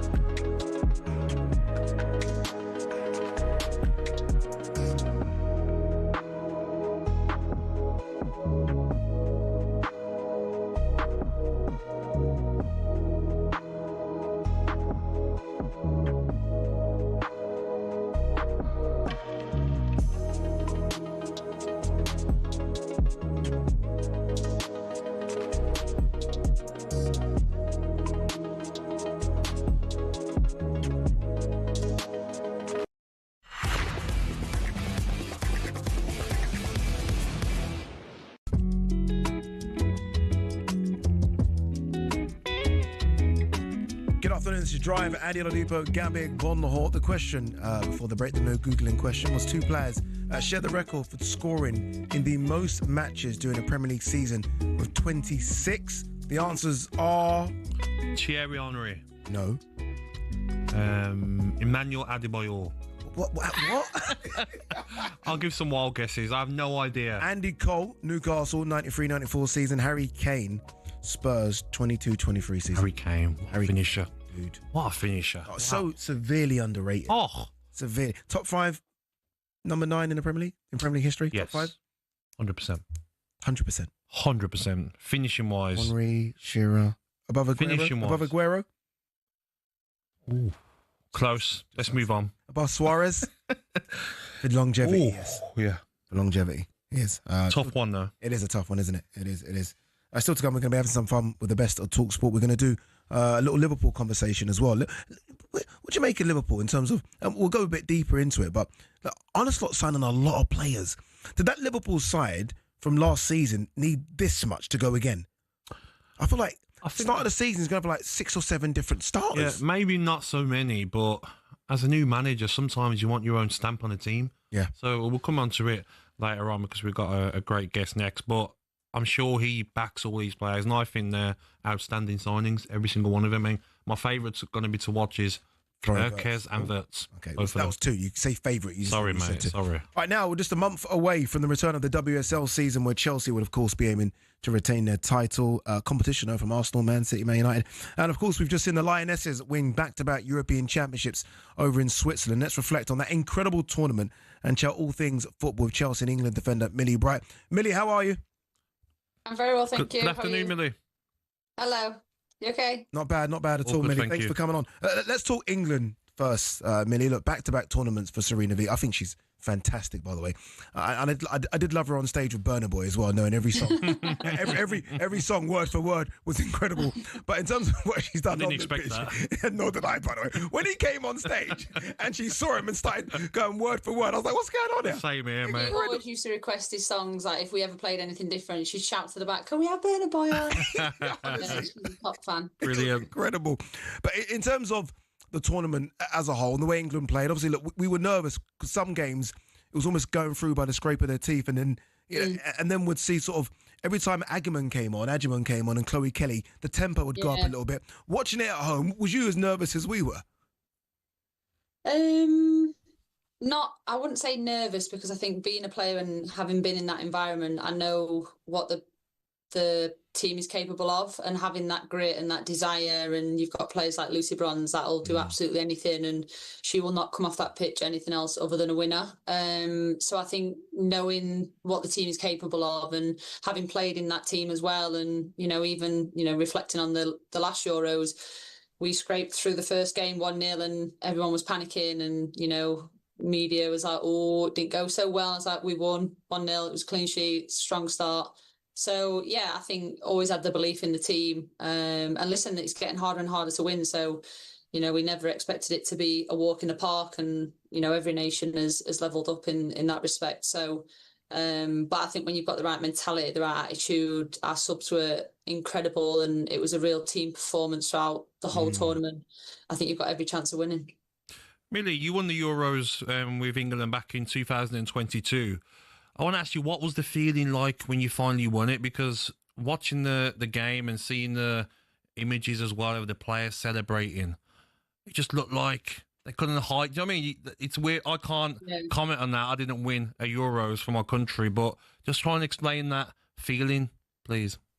Oh, God, a rush of emotion. The last 10 minutes felt like 30 minutes in the game, and the whistle goes and you just flooded with relief. I think my first emotion was just relief that we'd finally won and we'd made it to the end. I think we were so calm throughout the whole tournament, and, internally we literally went game by game, day by day, and that final arrives and anything can happen. It's anyone's to take on the day. It's a one-off game, and like I said, that final whistle went and, I just broke down. I remember me and Leah were just in tears, and I think you just put so much hard work into it, so much sacrifice, and you see how hard your teammates work and what they have to go through. And, we dealt with a lot that tournament, I think, off the pitch. So to finally get it over the line was just incredible. And we also knew we were winning for more than ourselves. It was for our fans. It was for the country. It was to change women's sport and to, build the next generation. So we really won for more than just ourselves. Yeah, it definitely kick-started something, didn't it? And that something's now gone into several tournaments, and I think it's going to carry on into the World Cup as well and beyond. I laughed about Serena Wiegman and Burna Boy there, just because we saw a different side of her personality, which we don't normally see. When she does her interview, she is quite stoic. What is she like behind the scenes, like in the dressing room and just sort of coming into the England camp? What has she been like? She's really chilled, lovely person. I think when you're on the pitch, it's go time. You work hard, you're professional, you're there to do a job, but it's always with good intentions and smiles. And I think the biggest thing, being a Lioness, it's about enjoyment. It's always about enjoying yourselves, and that's when you get the best out of each other. But yeah, she's, I think we were always trying to give her some little bit of slang, English slang. The good stuff. Yeah, the good stuff, all the good stuff. But yeah, she's someone that you can go to, like open conversation. And I think she's really together with the team and off the pitch. I think that's super important. And then, like you said, you've seen the girls are playing for her every single game, and it's a real connected environment. But yeah, she's, like you said, I think you got a real taste for her personality and seeing a different side to her, which I think even as players, you don't really get to see. I think you always see as, suited and booted and stern faces and serious and, wearing your heart on your sleeve for your team, but we all do have characters as well. Millie, you obviously won the title last season with Chelsea. What about 1,000 titles with Chelsea? WSL last season. You start that defence next month against Manchester City on September the 5th. How are you feeling yourself? How's the team feeling? And I'm sure you're not looking forward to playing against an Arsenal side, because Blackstenius, You know, Alicia Russo, Agumang. They've got some really frightening strikers, haven't they? Yeah, they have. I'm actually buzzing. I can't wait. I love a London derby. It's my favourite game of the season. It's the one game where I round my teammates up and I let the new players know what it means to play for Chelsea in that game. And, you know, blood, sweat and tears goes into it and you don't come off anything else other than 3 points. And, yeah, making sure that London is blue again. So I relish in those games. But, Lovely. yeah, we've got a really good opening game against City at the Bridge. So super excited for that. Pre-season is in full swing. Everyone's in good spirits. Obviously, people come back at different times with the Euros. You know, everyone getting rest at different periods. So that's the tricky part at the minute. But it's just making sure that everyone's got what they need after a tournament. It's a extremely, demanding thing mentally and physically. So it's just making sure everyone comes back in the right place to defend our trophy again. How is pre-season now? Because when I played, there was no boots for the first 10 days, just trainers and run. Do you get the balls out straight away first day?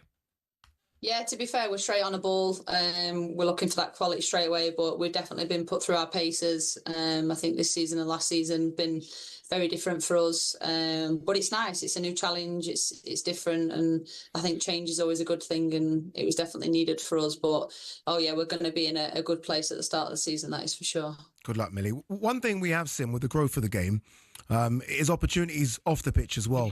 And obviously a big opportunity for you. You've linked up with Mari. Is that the correct pronunciation? You've launched your own sports bra, not just sports bra, but T-shirts, caps as well. Tell us a bit about that. Yeah, I think obviously in the women's game, sports bras is a massive thing. And for me, I've always struggled. I've openly said that as well. And I think it's important to, as always in the women's game, to share your stories, share your struggles, because there's more than just yourself that experience it. And as a woman, it's extremely important that that's correct. It's a correct piece of equipment. It's just as important as your boots. And for me, the opportunity came to partner up with Mari, and I was blown away, to be honest. I've always been straight away. My agent was like, let's have a conversation. I was like, yeah, we all say it's the best bra. It's always supporting. I was kind of, by this point, I've been fooled for so many years that I was just over it. And just accepted it really, and then tried it, and I was blown away with, the level of detail. And when Mari kind of spoke me through the bras and everything behind it and all the research that she'd done, and it was the best thing that I'd experienced, and I just knew that I needed to share it with everybody else. I knew so many other players that were experiencing what I was, and we then partnered up, and it's been a dream since. And now getting to release, today's the launch of my sports bra. I've obviously got the T-shirts as well, but they're more than just a bra. It's, everything that goes into it, my legacy, what I want to give back to the, the next generation. And it's kind of like my scars are on the bra as well, which I love. It's, every part of my journey from start to finish. Not finished yet. I'm about to say steady. But about to say a couple more years at least. Come on. Yeah, it's got like little things in there for the trophies. Obviously, the 8 WSL titles, 6 in a row. It's got things that mean a lot to me that represent me in the bra. And a lot of people, if they take it and wear it, and it gives them the same support, but also if it inspires them, then I feel like I'm making a difference. Dream Big's on the back as well, isn't it? I've been told that Dream Big. Is that, again, a reflection of your story and where you've come from and where you are now? Yeah, it's something that my mum said to me every single game since I've been little. That's the only thing she texts me on game day, Dream Big, and she has the same emojis. And religiously, we do it every single game day, no matter what. She's never missed one. And ever since I've been little, it's something that my family have always allowed me to have big dreams. There's been no dream too big. And I think it's important. I think, the sky's the limit. If you've got the right people around you, like I said, the right mentality, and you're going in the right direction and you apply yourself properly, then why can't you have dreams that big? So, yeah, I've so far I'm smashing them, but still some big ones to come. It's one of the big ones, the World Cup. Obviously, no part in this Euros, but surely you're looking at the World Cup in the US, where all the big ones are, aren't they? Surely you must be looking at that thinking, okay, that's the next big target. I think first Champions League is the one thing missing out of my cabinet. I think having played for Chelsea for over a decade, I've been through the journey right at the start of the Champions League, where we got absolutely battered by Wolfsburg every single time. And, to be able to win it and lift it with this club would be that'd be probably the highlight of my career when I look back once I've retired. And yeah, like I said, doing the whole journey with them and seeing the progress of the club and where the women's team started and where we are now. And I've been a part of all that change, and nothing would make me prouder than to, lift that Champions League with my team and my club. Got a dream big, Millie. Yes, definitely. Big. Appreciate you coming on, Millie. Thank you very much. Good luck for the season. No worries. Thank you. Appreciate it. Thank you very much. Thank you very much. She mentioned the sports bra, t-shirt, caps. That's what all available. What is it called again?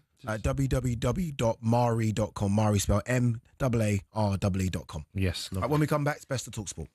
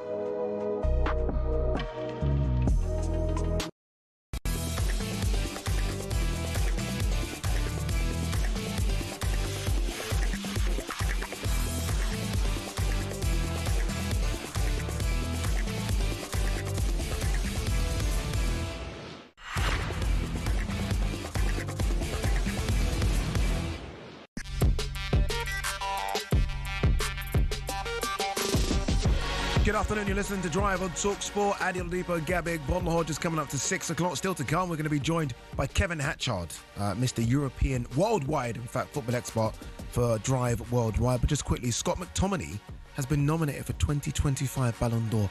What a U-turn that is in his career. Unbelievable. Deserved as well. Fully deserved. Left a toxic club and tried something different. Top 30? Yes. In the world? Yes. Man United have agreed a £73.7 million deal to sign RB Leipzig striker Benjamin Sesko. We'll talk about that a bit later, but now it's time for this.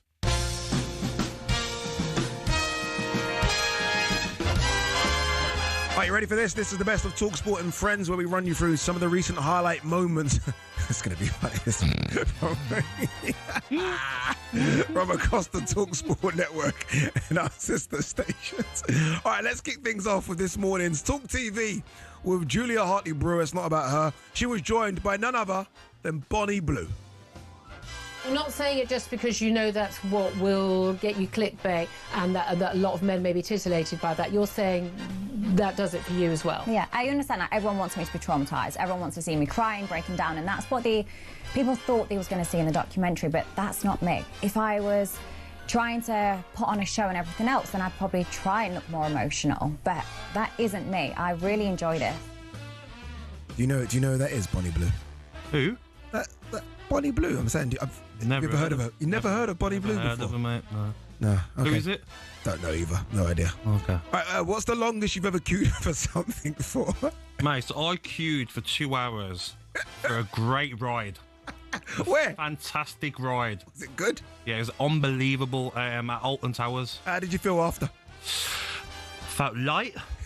Refreshed. Yeah, it was fantastic, mate. Loved it. What's something you could do 1,000 times in a day? Steps, maybe? Pass. I'm going to pass on that.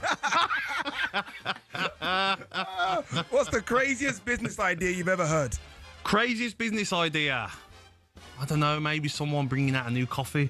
Yes, yeah. Something like that. There's just so many to choose out. We might need that. Go to. We might need that in this building. I know, mate. Yeah, let's not talk about that. All right, don't forget you can watch the entire interview between Julia and Bonnie on the Talk TV YouTube channel. I'm going to watch that on my own. Over to last night's sports bar where Bio Akinfenwa was alongside Jason Cundy. Here's Cundy trying to spell this footballer in a late night quiz. This footballer, you missed that one. Oh, make a noise when you just escape something. You go, whoosh, woo, woo. Yeah.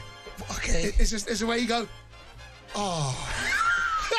Buddy, you're putting the back. You're nearly there. No, buddy, it's like, where you going with this? So the noises. Yeah, buddy, you go, ooh. Yeah, okay, that'll do. Okay, buddy, you just ruined me. That'll do. How far would you and Cundy get if you went on You've Been Framed together? Oh. I actually think far. I think Cundy's smarter than he gives off. Of course he is. He's a lot smarter. He plays that game, doesn't he? He plays the role, but he's a lot smarter than he gives off. Do you believe in ghosts? Yes. Ade? 100%. Yeah, 100%. Yeah. Don't you? Not really, mate. Do you believe in aliens? Oh, there's loads already here, mate. What do you mean? When you're walking past through London, you see loads, mate. Like they look zombie, like aliens. Yeah, they do. They do. But I believe in ghosts and aliens. I do. Don't forget, Cundy. Wait, go on. Ask me the last one. Oh, sorry. If you could come back as a ghost to spook one TalkSport presenter, who would you pick?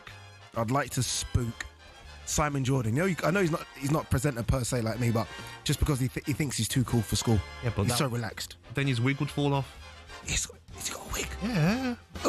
No, he hasn't. No, it's Simon. He'll probably sue me. I'm not in this Don't game. forget, Cundy will be back on the sports bar 10 p.m. tonight, where he'll be joined by the Crystal Palace legend Darren Ambrose. Yeah. All right, let's finish with a clip from this morning's breakfast show. Tony Cascarino got a late call-up. Well done to him. But not before Natalie Sawyer had held the fort for 45 minutes all by herself. He's already thrown a bit of a diva strop. I've got no running order. I've got nothing. Anyway, he's here. How are you, Cass? I'm good. Got a phone What call. on earth were you doing up at, 5:30, 5:45? I normally wake up at that time anyway. No, I did say that. Yeah, I normally did, but I had to. I dozed off on the settee because I had quite a late night. Not going out playing poker. Sorry, I had a bit of a late night and played golf yesterday, played poker. So I got in and just crashed out on the settee. Next thing, it was Ollie on the phone, and I thought, I've got a scam call coming through. Do you ever talk to people with spam call? By the way, they're great together. Yeah, amazing. I don't really talk to anyone on the phone, mate. I feel like if you're phoning me, there's got to be a real problem. Same. Message me. Yeah, like don't just call. Don't just call. You know what really annoys me? This isn't 2006 where you can just, I want a long call with you. No. Nothing to talk about. I remember mate. the only person I've really ever long called like that is my partner. Yeah. When I got with her. You know when you're just pretending, aren't you, to be fair. The phone's still on loudspeaker, though. I'm not holding it next to my ear. It's stuck to my head. I'm not holding it. What's the latest you ever got the call to come in for a show? The latest, probably about midnight. For what show? For a breakfast show. It's not really late, is it? Actually, it is, It's when because you should live be in Birmingham. Yeah, you should be in bed, to be fair, shouldn't you? You're right. 2.5 hours away. Do you ever worry what would happen if Big Al, who's done it before, pulls out of a show and talkSPORT can't find a replacement? Not at all, mate. It'd be you by yourself. Aston Villa radio for 4 hours. Be easy, wouldn't it? Get loads of Villa callers. Talk about when we won the European Cup. Yeah. Talk about players that have come, players that are going. It'd be easy, mate. No Villa fans up at 6 in the morning. Bit of R&B as well. True. After the breaks. Yep, Problem, okay. mate. All right, remember this next week. Yes. The Breakfast Show returns tomorrow morning at 6 with Natalie Sawyer and Ray Party Parlour. And, of course, make sure you have the talkSPORT app where you can swipe between talkSPORT, talkSPORT 2 and all of our sister stations so you never miss a Bonnie Blue moment.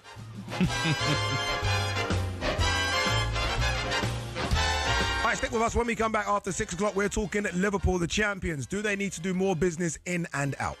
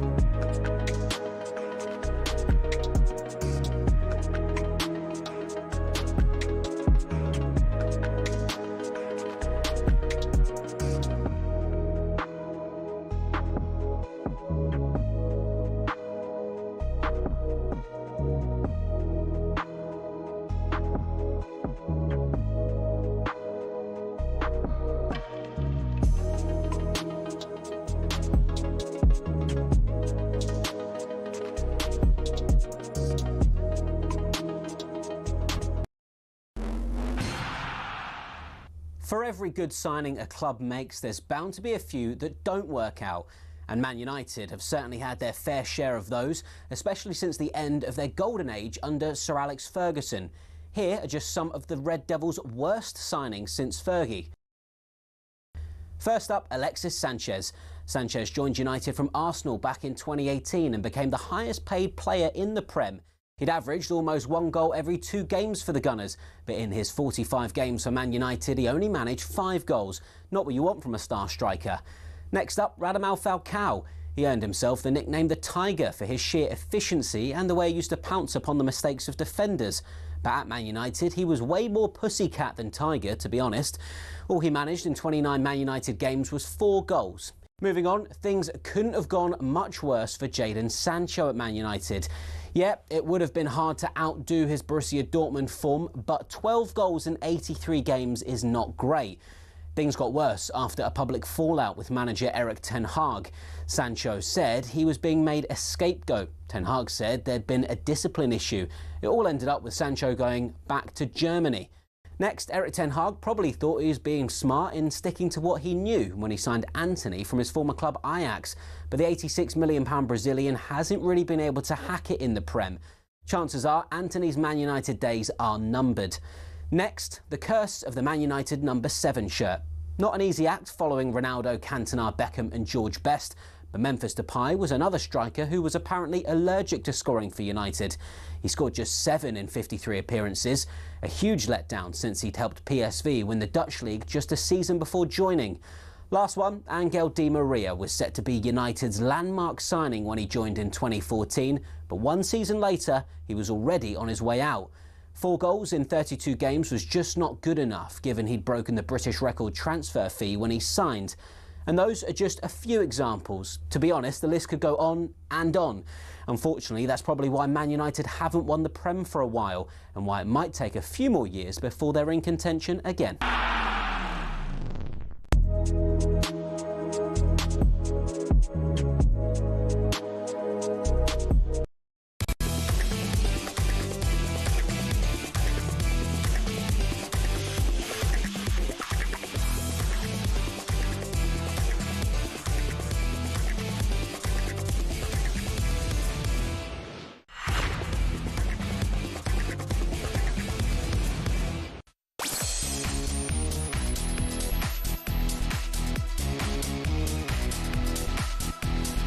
Good evening, just gone 6 o'clock. You're listening to Drive on talkSPORT. Ade Oladipo Gabby Agbonlahor still to come. We are going to be joined by the main man, Kevin Hatchard, for a bit of Drive worldwide. But now, rising star Moses Itauma returns to action next Saturday, and it's live right here on talkSPORT. It's the biggest fight of my life and career. Dillian, the body snatcher. Everyone's saying how great he is. The biggest, hardest fight, the hardest puncher, the quickest puncher, the fastest guy. Itauma is going looking for another showreel knockout. Moses Itauma can take him out right now. The strongest guy, the most intelligent, the most patient is boxer. He's a better mover than Mike Tyson, like a bit more fluid. Oodles of natural talent. I even phoned Dylan, like, Dylan, I don't know why you're taking this fight. 2 national titles, 3 European gold medals, and a world title. As a professional, I'm looking to replicate that. Everyone portray him as a superhuman. That's what I'm approaching the fight. I'm fighting Superman. Itauma! Oh, that's it! If he can beat Dillian White, then it's certainly the real deal. Dillian White is victorious! Yeah, can't wait for it, can't wait. Live boxing returns to the talkSPORT network next Saturday as we bring you commentary of the huge heavyweight clash between rising star Moses Itauma and the old guard world title challenger Dillian White, Saudi Arabia. Our team will be out in Riyadh as well, bringing you all the action from a busy fight week before taking you closer to the action than anywhere else with our ringside coverage and live watch-along as well. That's Moses Itauma versus Dillian White next Saturday on the talkSPORT network and talkSPORT Boxing YouTube channel. I know you can't wait for that one. Oh, it's a great Saturday. I'm helping with the Co-Coms team as a one-off, I think, for Aston Villa versus Newcastle, 12:30 kickoff. Why a one-off? Yeah, I think you like that kind of stuff, don't you? Yeah, we'll see. We'll see how it goes. Yeah, but after that, mate, get back, see the live scores, maybe a 5:30 kickoff, then boom, into the boxing. Just your Saturday, just perfect. It's good, innit? Premier League back, sport, boxing. We're simple creatures. Exactly. Just give us sport. That's just leave me alone. Let me just sit there and watch sport, and I'm fine. Yeah, we're done. Leave me alone. All right, Liverpool. Let's talk about them. They've agreed to sell striker Darwin Núñez to Al Hilal for £46.3 million. It comes as Harvey Elliott looks to leave the club as well this summer. RB Leipzig, very interested in him. That looks like his likely destination. That would be following Luis Diaz, Jarrell Quansah, Kevin Kelleher, Trent Alexander-Arnold. Obviously, the unfortunate situation with Diogo Jota as well. So look, there's loads of changes when it comes to Liverpool. On selling Darwin Núñez, he seems to have mixed the fan base. The fan base seems to be really split with this. Some think he's, workaholic, you bring him on, he's energetic, and some are like, well, he's not good enough. Where are you on Darwin Núñez? Well, I'll give my opinion on him from watching him. Yeah. But if you look at what his goals and assists are for Liverpool, not great. Oh, you don't think so? Okay. No, I think 40 goals in 143. I think last season, 9 Champions League games, 1 goal, 1 assist, 25 Premier League goals in 95. Yeah. 5 goals in the Premier League last season in 30 games. Misses a lot. They're not great stats. No, they're not good enough for a Liverpool striker. If I put the stats to the side and my view on him, rapid in behind, can cause havoc when he comes off the bench, but if you put him through 1v1 10 times, he's scoring once. Yeah. He can't finish, mate. If it's time to dink, he won't dink. And then when he just can slot it, he'll try dink, he'll hit the bar, will go over, or he'll smash it straight at the keeper instead of side-footing it. We talked about Son earlier. Son goes through 1v1, 9 times out of 10 to goal. Yeah. Hard and low, knows where to place, looks at the keeper, take it round the keeper. Nunez will take it round the keeper and hit the side netting. Do you know, just like he'll cross at the wrong times, a bit erratic. He isn't the player that Liverpool thought they were signing, and I think it's a great deal getting 46 million for him. They only paid 64. So to get 46 million back out of the 64 you paid is not a bad fee to get. Yeah, I'm just not sure. He works hard, so fans, they get close to players that run around and put a tackle in, and they're erratic a bit. I think Arsenal fans and United fans will look at Nunez and they'll be a bit nervous about Sesko and Gyökeres. Yeah. Just in terms of okay, you can score goals elsewhere. Can you do it in the Premier League? And he was the same kind of profile as those two type of players, right? Big, strong, fast, rapid. In terms of the Liverpool squad at the moment, I mentioned the players that have gone. Luis Diaz being probably the biggest of them alongside Trent Alexander-Arnold. They've lost a centre-back in Jarell Quansah. Maybe not good enough for Liverpool. Kevin Kelleher, I think, a fantastic goalkeeper. Of course. Where is this squad, do you think? Arne Slot's almost sort of torn into it during pre-season quite a bit. Where is it now? Well, I think if you look at centre forward, you've got Ekitike, hopefully Isak for Liverpool fans as well. On that left-hand side, you've got, obviously Diaz has left, you've got Gakpo. He was in great form last season. He's a player that will get better and better. You've got Wirtz who can play there if needed off that left-hand side. Right-hand side at the moment, Salah and Elliott. Elliott might go. But midfield, they're just stacked. You've got McAllister, Gravenberch. You've got Curtis Jones, who won't start. You've got Wirtz that'll play as an 8. You've got Endo in there as well. And I think I'm missing one. Zoboslai, who probably won't start. The engine room is Zoboslai. Who probably won't start if Wirtz plays as an 8 with Gravenberch and McAllister. Defensively, you need a centre-half because, like you said before we started the show, you're worried about if Van Dijk gets injury. What do you do then? Yeah, that's that. I mean, pre-season, he's played everyone there. Endo's had a go there. Gravenberch. He's basically playing midfielders as centre-backs. And that's just not good enough, is it? No. Full-backs, you're fine. I mean... I'm shocked he's let Jarell Quansah go. It wasn't good enough, mate. Yeah, but he's a centre-back. I know, but when you're getting... there's someone coming in if you're letting that go. 40 million. Yes. And then they're talking 40 million, 50 million is what Crystal Palace want for Gahey. What are Liverpool waiting for? Yeah. What are they waiting for? I don't understand. Is all the focus has been on Isak that he's like, okay, let's deal with that before. Surely go and get a centre half. I'd rather start the season with a centre back than Isak. Like up front, we're okay right now. Just we're get a centre back. Yeah, get one. Maybe they will. Maybe they look at it and say we still got 3 weeks after the transfer window. I feel like Kerkez is a great signing at left back. He's going to be a fantastic player for your football club, Liverpool. Robertson, still there. You've got Tsimikas. I think one of them two will go. Yeah. You don't need 3 left backs. You can get some money for Tsimikas. On the right-hand side, Frimpong and Bradley. I think Bradley plays more football than you think next season. Same. I don't think it's a given that Frimpong comes in and starts over Bradley, by the way. And he can play further forward as well, can't he, Frimpong? Yeah. So I think Bradley will play more football. Liverpool, go and get a centre-half because the rumours about Konate are probably true. Real Madrid are probably, in his ear. Don't sign a new deal. PSG is sniffing as well. Exactly. And Konate, I think, is asking for, like, crazy money. Yeah. But does he deserve it? Because he's a top centre-half. But Liverpool are probably thinking, we don't want to give you the sort of money that maybe Van Dijk, Salah and them players are on. So it's going to be difficult to see what to do in that situation. But I'm with you. Go and get Gahey. Go and get him top. If you look at that front line for Liverpool last season, again, Jota, Darwin Núñez, Luis Diaz, Chiesa, Salah, Gakpo, it's changed a lot. Yeah. He's changed it a lot. And I wonder, can it be too many changes for a team that goes and win? I think of the Fergie sides that won the league and Fergie will just change 2. It'd always only bring in 2, right, and go again. Even Wenger and Mourinho to an extent. Slot's maybe bringing in 6 or 7 here. Is that too many changes for a team that won the title? Or has that been forced on him? So I think goalkeeper, Alisson will start, won't he? New keeper will have a lot to get through. Centre-half, say Van Dijk and Konate will start. Right back, you had to. Trent decided to leave. Had no choice at right back. Left back, had no choice. Robertson, not at the level he's been an outstanding career, but you needed Kerkez, outstanding left back. Him and Aït-Nouri, standouts in the Premier League. Centre midfield, Gravenberch and McAllister, they will still start. Wirtz, outstanding player. Szoboszlai might still start, and Wirtz might play off the left. Yeah.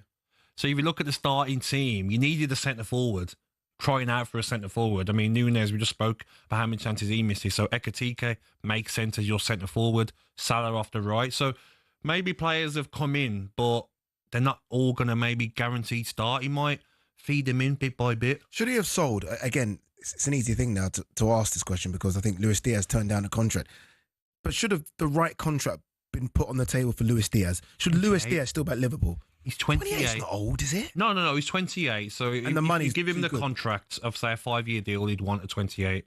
So you're not going to sign him for anything at 33. Maybe Liverpool had looked at it and says, maybe Arne Slot, it's not his player. Yeah. So maybe he had bigger plans. And don't forget, they were turning down offers until the Isak news broke. Yeah. And then it was wrapped up in a couple of days. Oh, well, that 60 you still want to offer Bayern Munich? We'll take that. Hello. That 60, is that okay? Oh, yeah, come on. Let's get that wrapped up. So that 60 goes towards the Isak transfer. That's why they maybe sold him. Isak? I think they do, yeah. Yeah. I think Newcastle won't keep an unhappy player. And I think he's got more in a locker. Toys out the pram, Isak. Yeah. I saw something with Carragher, I think it was on the overlap, and he almost basically insinuated that 150 million, and that could be the number to get him out. It's just Mbappe money. It's almost too much. I don't think it is. What did Neymar? It's the same price. It's the same price as Sesko and Gyökeres combined. Yeah, but he's we're gonna say he's probably better than both put together. We're talking about here though a player that for me, the closest I've seen to Thierry Henry. Yeah. Agreed. And that's not me saying a wild statement. The way he plays, he can play off that left-hand side. He's quick. He's got every sort of finish. He's got the composed finish. Look at the trouble that he's give your defender, Van Dijk. All the time. Van Dijk, when he's playing against him, like, oh, not you again. That doesn't happen to Van Dijk. 25 years of age as well. Prolific for Sweden. I just think 150 is the right fee. When we're talking about Declan Rice, outstanding player, 100 million. Casado, Fernandes. Yeah, it's almost the rate now, isn't it? How much was Neymar 3-4 years ago? Nearly 200, wasn't it? Yeah. So come on here, like we're not talking crazy money. Like if Mbappe was to be signed by Real Madrid and they didn't get him on a free transfer, then you're talking another maybe 220. What's that front three then? So it's Salah potentially again. Newcastle fans aren't going to like this conversation. It's Salah, Isak through the middle. Who's on left? Gakpo or Ekitike? I don't think Ekitike will start on the left. I think Gakpo will start. I think he liked Gakpo. He's playing a lot more towards the end of the season. Don't forget, like I says, mate, I've got a feeling that Wirtz starts on the left. Exactly. Because I think he likes that midfield of Gravenberch, McAllister, Szoboszlai. Because it's now 2-3 seasons of that midfield, and I think they all understand each other. I actually think Wirtz starts on the left. So do I. Yeah, and then you've got options. And Gakpo off the bench. Exactly. Yeah, imagine that after. But didn't we say earlier? Look at Man City when they had Alvarez. All right, Haaland, you know what? Alvarez has come on and he's going to come and score a couple now. Defences were like, we've been dealing with Haaland all game. Now 70 minutes, Alvarez, hungry, just scoring goals in the last 20 minutes. Liverpool have got that now. You're not bringing on, no offence to Harvey Elliott or Núñez, you're bringing on now. Imagine PSG. Yeah, that's what the big teams do, don't they? Yeah, but imagine PSG last season where you're under the caution. It obviously went to penalties, but imagine if you could have brought on a Gakpo or a Gakpo. Ekitike. It changes things. Exactly. It completely changes things. All right, we're taking your calls on this. How many players can Liverpool afford to let go? And you heard it there. I mean, if Liverpool get Isak, I mean, that front three potential of Wirtz, Isak and Salah is the title theirs already. How much pressure on Arne's slot? Phone lines are open, 03717 22 3344.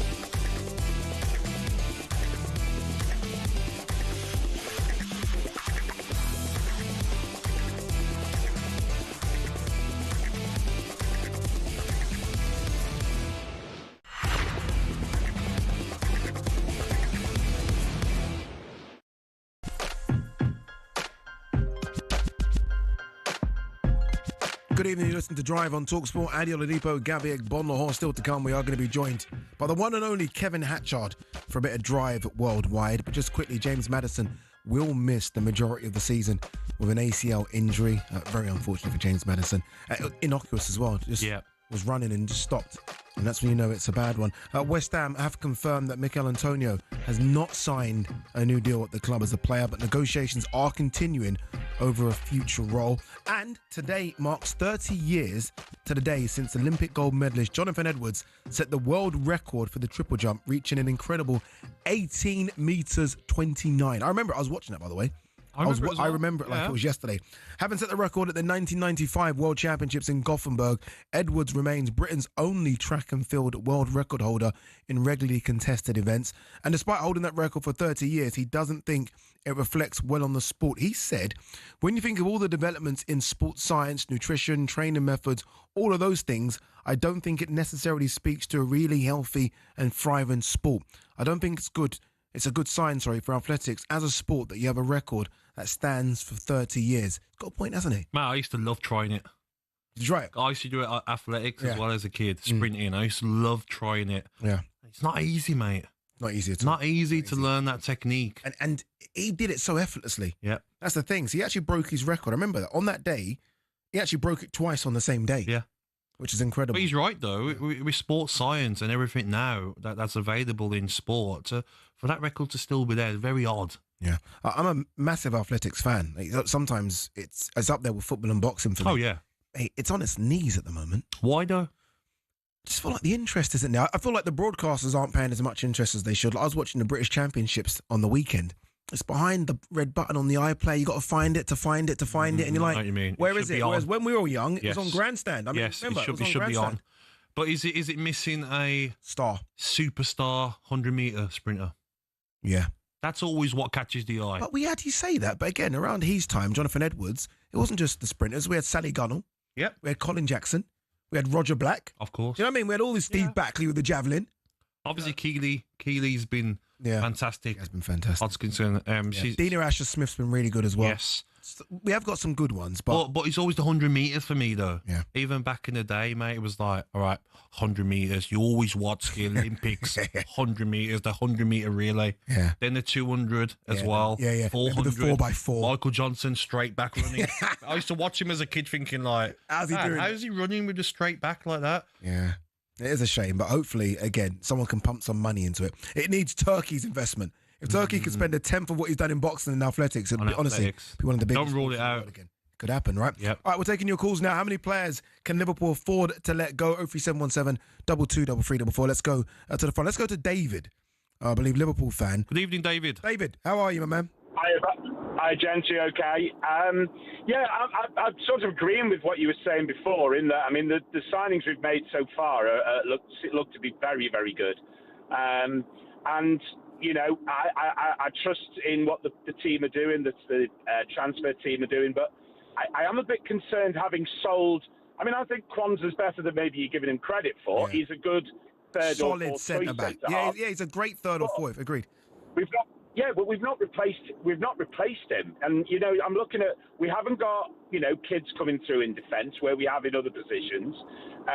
You've got Endo who can play at the back, who you know will give his absolute all. But if you have to have him in the team for 3 or 4 months, defenders will soon get wise to the fact that he hasn't got space. He hasn't got any pace. Gravenberch would have to drop back, and then you lose that in midfield. So unless we've got a little rabbit sort of to pull out the hat, maybe a deal's been done for Gay and we're just sort of waiting. I don't know. I mean, I'm really looking forward to seeing Wirtz as well. We saw snippets of him on Monday. Player, he looks an absolute player. The way he can take the ball on the run, lay it off. So I'm really looking forward to him. But it's going to be great if we score another 10, 15 goals, but we could also let in another 10, 15 goals. And that's the worry for me. Yeah, if Joe Gomez didn't have the injury history that he's had in recent years, he'd almost be that perfect third choice centre back. But you worry for him. We almost need another Joe Gomez, don't we? Someone that can play across the whole of the back line. Yeah, I mean, Gomez has been a fantastic servant for the club, and it was a real shame when he got injured. You know, a couple of years ago, his form was absolutely on fire. He was playing fullback, left back. He played in midfield a couple of games. Then he plays in defence. He never lets you down. But the only thing that lets him down is his body, sadly. You know, if he hadn't have had the injuries, and I might get shot down for this, but if he hadn't have had the injuries, he would have been one of England's first choice centre-backs. You know, him and Gay would have been England's centre-half pairing. He's got it all, but his body just lets him down. And that's why, again, you think, well, if we're relying on Gomez as our third choice and he's injured again, you just can't keep doing that. We do need to make sure we've got somebody to give Virgil a bit of a break if he needs it. Do you know what I see this season happening now? You know what I see this season happening? Liverpool have strengthened so well. I see them giving Real Madrid a good beating in the Champions League this season. It's just meant to happen. Real Madrid come back. Trent comes back. Yeah, and Wirtz is on that side. Yes, Wirtz or Isak giving Trent a horrible day at the office. Yeah, we backed him. You mean it's going to be Conor Bradley versus Mbappe too? Yes. The rematch. You weren't scared of him, was he? It was one of the highlights. Yep. Oh, that tackle last year! I've never known a cheer for a tackle like that. It was unbelievable. And Mbappe didn't fancy it. Most players, Conor Bradley's like age and experience, would have been like a bit starstruck. Oh, I can't. No, bang, have that. It reminds me a bit of when Robbo did it to Messi. I remember he pushed Messi's head, kind of just to make a statement. David, just before I let you go, obviously, look, Darwin Núñez looks like he's out the door going to Al Hilal. Would you make of that? He's split the fan base a little bit. I think the fans love him in terms of the fact that he splits opinion. A lot of fans of other clubs all say he's not very good, so Liverpool fans naturally will give him a bit of extra support. But you did sort of get the feeling at the end of last year where you're thinking, do you know what, it's 3 years now. We may be in the Premier League and not going to see the best of him. I mean, you look at some reels of him, and another inch either side, you know, he's not hitting the bar, the goals are going in. You know, a little bit more composure, and the keeper's not making a worldie. The keeper's missing it, and he's scoring more goals. So I think there is a player there, and we thank him for 3 years' great service. Yeah. He never, I think it was only one game he did lose his head a bit, but, you know, he gave out his all every game. He loved the fans, and we wish him well, but it's time to move on. And Definitely. I think, you know, in Ekitike, we've got an upgrade on him, and if we sign Isak, well, you know, his form the last 3 years, whenever he's played against Liverpool, you've always looked at him and thought, well, I wish he was playing in a red shirt. So, yeah, hopefully we can sign him, and that'll be quite a forward line. Do you feel for Newcastle at all? What's he going to feel for Newcastle for? Absolutely. I don't know. He said no. Look how quick he said no. Well done, David. Great answer. All right, still to come. We're going to be looking ahead to the opening day of the championship season tomorrow, but now it's time for no Googling. Ruthless indeed. All right, we want to know, can you name the two goalkeepers who share the record for the most Golden Glove awards, the award given obviously to the goalkeeper with the most clean sheets in the Premier League season? Can you name the two goalkeepers who share the record for the most Golden Glove awards? Answer. It's going to surprise you, I think. In fact, this is definitely going to surprise you. Answer when we come back.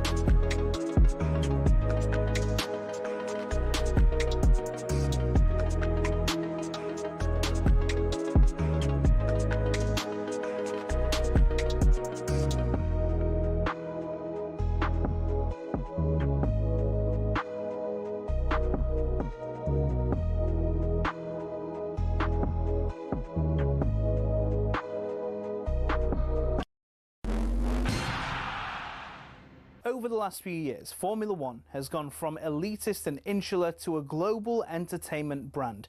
The transformation's down to American investment group Liberty Media, who cultivated a new image for the sport since buying it in 2016.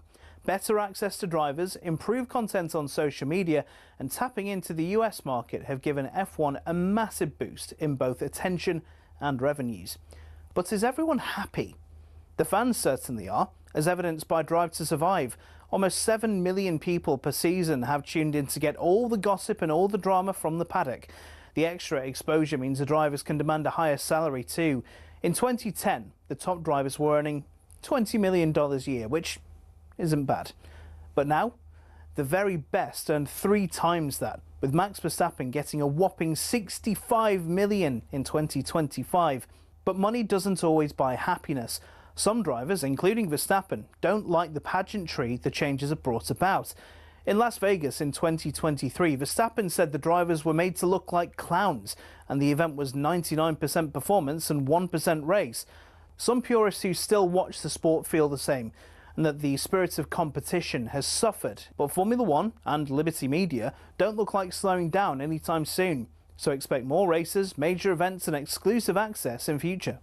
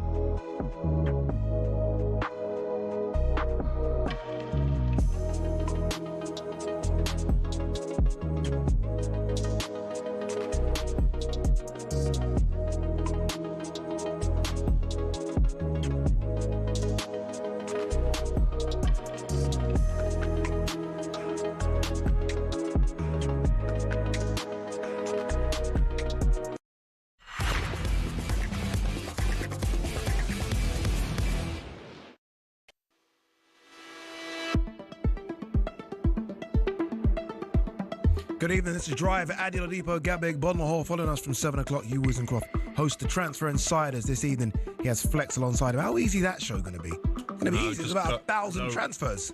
All you got to do is talk Benjamin Sesko for 3 hours. Very easy. All right, remember the no Googling question before the break was, can you name the 2 goalkeepers who share the record for the most Golden Glove awards? No idea. You must have guessed, gone. Goalkeepers. David Seaman. Why am I laughing? Could be, but it's not. Funny? I don't know. I'm miles off it. Not really. Peter Cech. Okay. 4, Joe Hart. Really? See, it's a bit of a surprise that Okay. City Times must be City, innit? Man City, yeah. Man City Times, yeah. Top keeper, Harty. Very good, very good. All right, anyway, enough of that. It's now time for this. Drive worldwide. Why?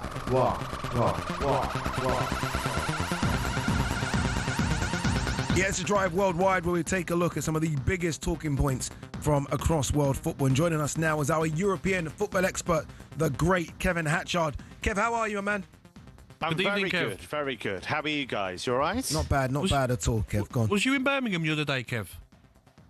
I was, actually. Yeah, I've seen you, yes, mate. I still am. I've seen you. Still am. Yeah, I know. Anyone that comes into my city, I'll find out, Kev. The alarms go off. Yeah, I've straight seen away you. as soon as I'm in. Birmingham train station, I've seen What you, if he mate. wasn't supposed to be there? Look what you've just done. Sorry, Kev. Yeah, but... No, it's all above board. I'm meant to be here.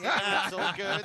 No need to worry. I should have gotten written permission from Gabby. Why have you gone red, Kev? Why have you gone red? Well, he wouldn't like where I am. I'm by the Blues ground, so he wouldn't like that part. That's why, yeah. Fordsley Green, I'm afraid. Oh, let's move on. Careful around there, Kev. Careful around there. All right, let's start with the big transfer news of the day. We've been speaking about this one for a while. We thought at one stage he could be going to Arsenal, then Newcastle. He's decided it looks like he's going to Manchester United. That man is Benjamin Sesko. Look, Kev, you watch German football more than anyone I know. You would have watched him at length for the last couple of seasons. What are Man United getting here? Getting a really exciting player, not the finished article, but you look at what he can bring to a game. He's tall, he's great in the air, he's quick, so he's a bit unusual physically.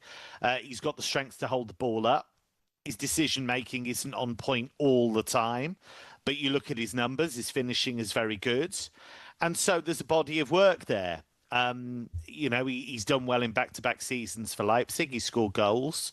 And he's only going to get better, I think, with good coaching. And I think Ruben Amorim can provide that. I think he does have the capability to play up top on his own.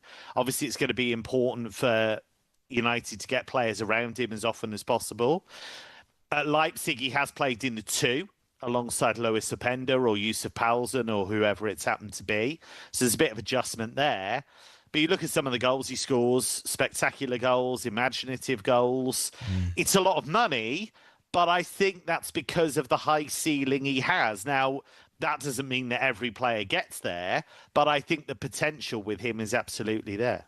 Do you think that he was Manchester United's number one target? Because I'm sure Højlund was around the £73 million mark as well, and it's not worked for him. So there's still a risk in his transfer, isn't there?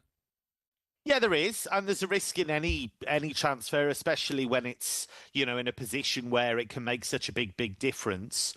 But I think with him, he's really kicked on in the last couple of years. I think a lot of clubs looked at him before he went to Leipzig, and he'd done well for Salzburg, but it wasn't like Haaland well. Yeah. And so people looked at it and thought, okay, maybe we'll see how he does at Leipzig and then make a judgment. And I think, he's played in the Champions League, he's played in the Bundesliga, he's challenged for trophies. And you look at what he did in quite a poor Leipzig team in the season just gone. He kept on going, didn't let the head drop, kept scoring goals, kept making a difference, and kept being picked as well.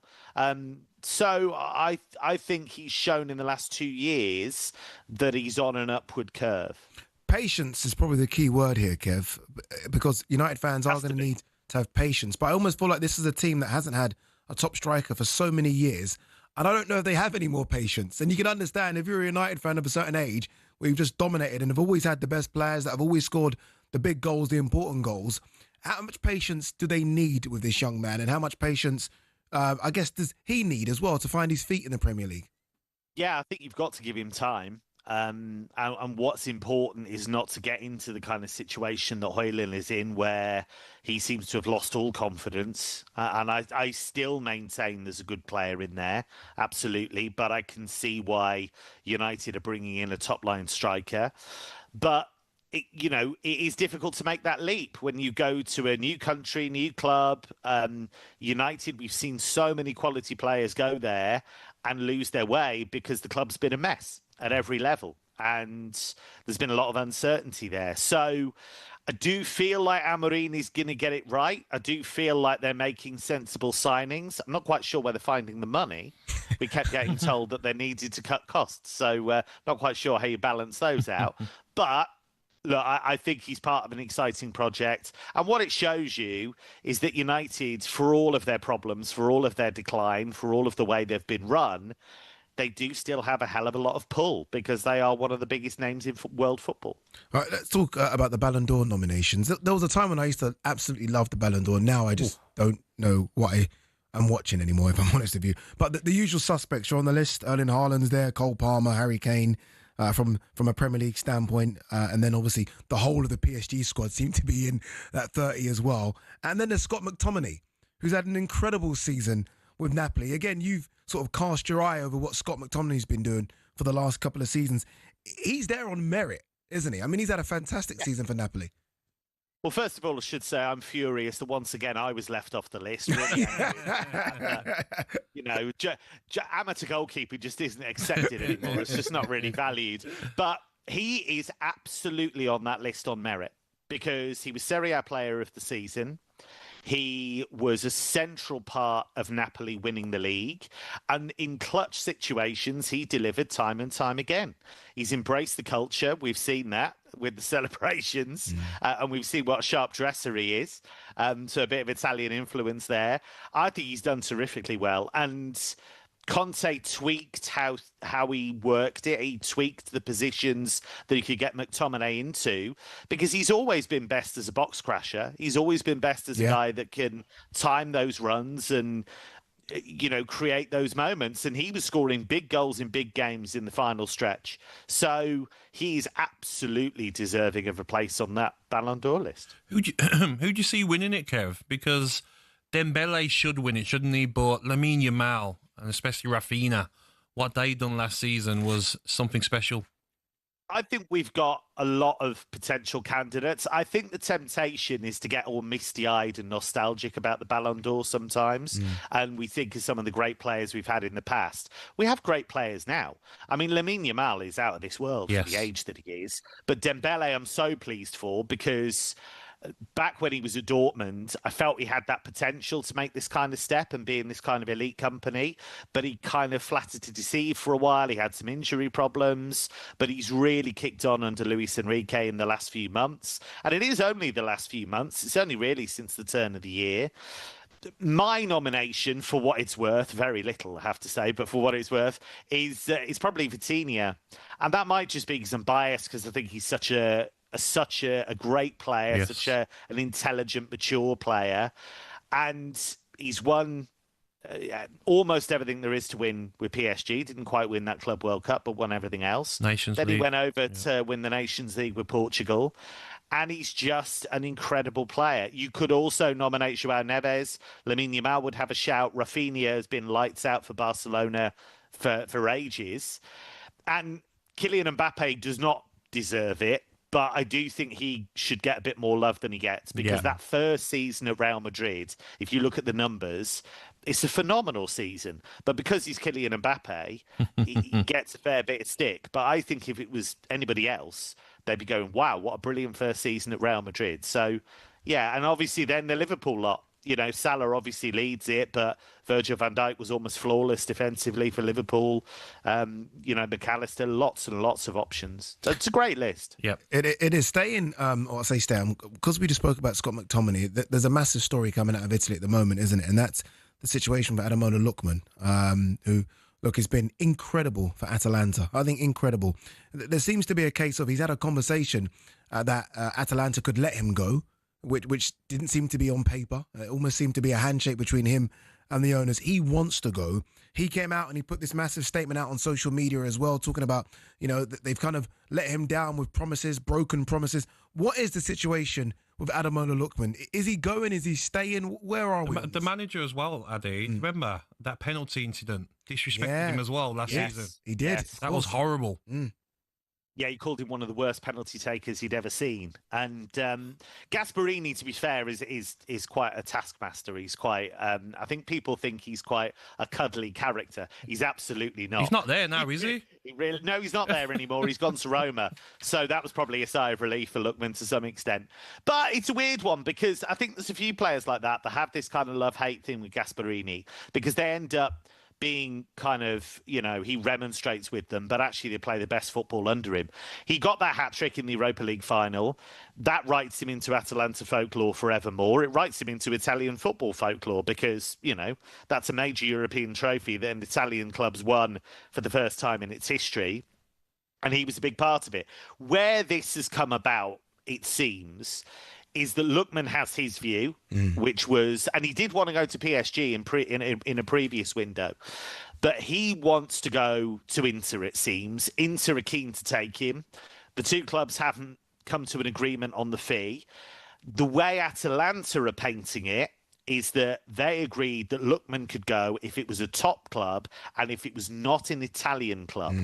So they are saying, we are not going to let you join a major Italian rival. My suspicion is that Inter will come up with a bit more cash and this will get resolved. But it's just a real shame, because anytime this happens with a player where actually they've been a bit of a fan favourite and they've done incredible things, it's just a shame when this kind of thing happens because it's a bit messy. Yeah. He's tried to kind of put his side across and he's talked quite openly. And I thought, I'd take him at face value that the bond with the fans does mean a lot to him and that relationship is important to him.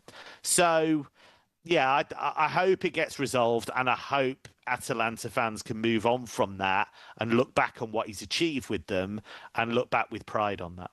Kev, as always, my man, appreciate it. Legends. Thank you very much. Get yourself around Aston, mate. Stay safe in Birmingham, Kev. Stay safe in Birmingham. I'll do the full tour, don't worry. Lovely. It's an amazing tour. Enjoy. Ademola Lookman's 27. What a player, though. 28 in October. What a player. If you are going to get the big move, we always talk about age, don't we? This is it, isn't it?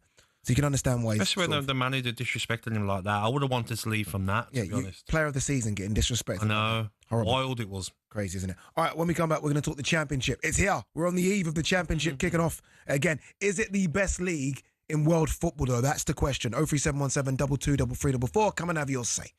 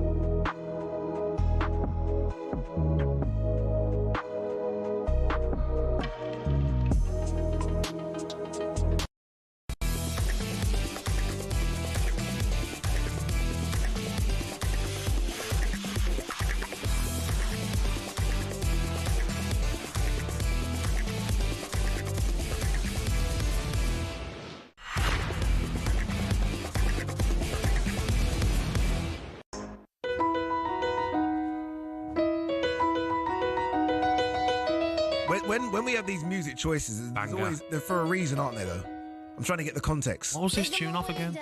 Banger, this tune, man. Oh, so many films. I know the context. I'm not even going to tell you. Oh, so many films. I'm this going tune. to tell you the context. Is it? It's not past. No, don't. No, is this a song off the White Chicks? Or not? No, don't think so. No, that's not the reference. No, it is. It's not the context. No, but it is off that. Is it? Is it off that? Yeah. Is it off? You don't know you okay. feel. Yeah, but do you know the context of the song? No, I do not. But I know it's off White Chicks. Words. Okay.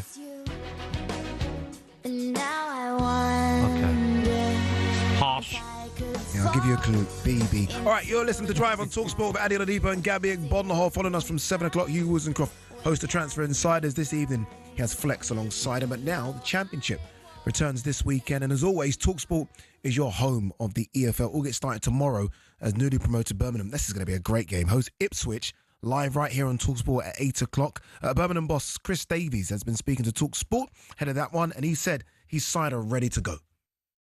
We've had a good pre-season. I think what you find is that these first few games, you know, the players, some of them aren't into a rhythm of games as such. So, but we're definitely fit enough to get going. I think the end of the game, our subs are going to be really important as well.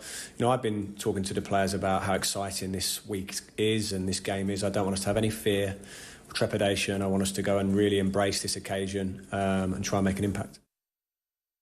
Try and put your Villa cap aside for 1 second. All right, 1 sec.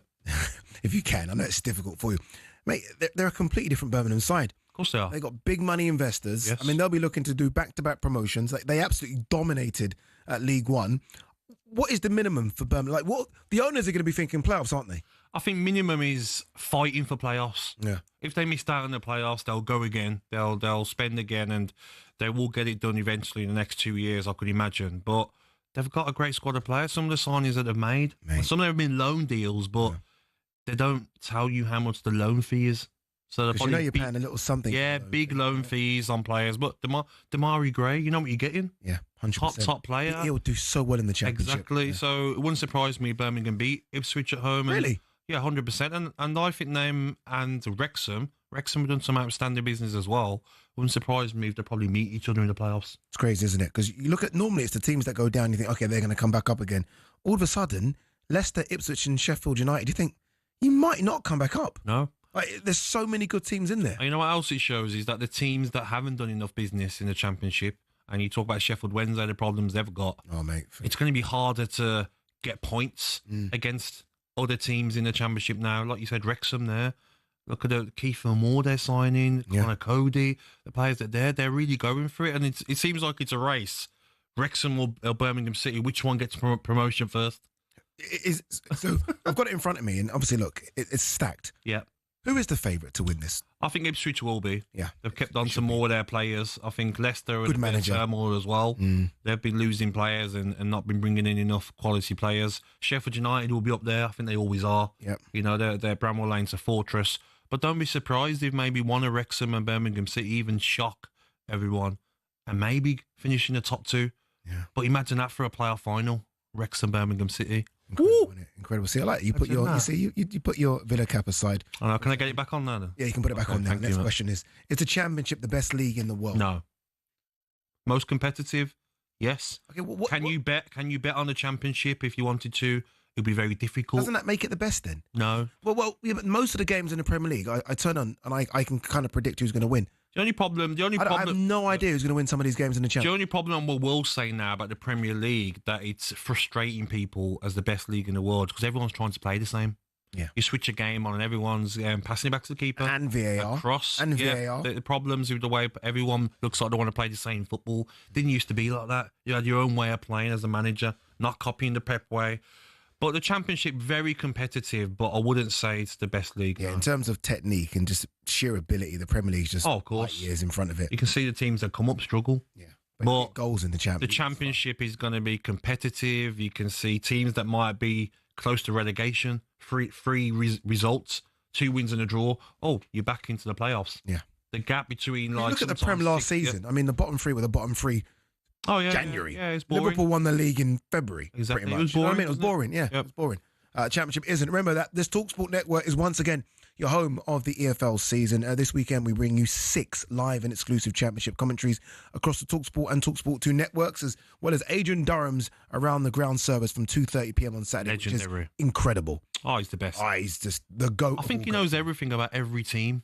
Are you talking even I National think he League knows as well? more than Kevin Hatchard. Oh, we should get him together, shouldn't we? Look, competition. Like Questions. a 15 to 1. Like a question time. You could do the between question. I would do it. That'd be really good, wouldn't it? Get a suit on. All right, How Adrian. good would that be? Adrian, how many goals did 1972? Dagenham and Redbridge score in 1932?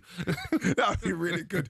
I remember the easiest way to stay across it all is to download the talkSPORT app and hit the live games tab so you don't miss a thing. Gabby, it's been fantastic. Pleasure as always. Really, really See you enjoyed it. tomorrow. Certainly will. Are you tomorrow? Me and you. I'm indeed, man. Lovely. Up, man. Absolutely Indeed, yeah, lovely. yeah. Up next, it is Hugh Woozencroft and Flex for Transfer Insiders.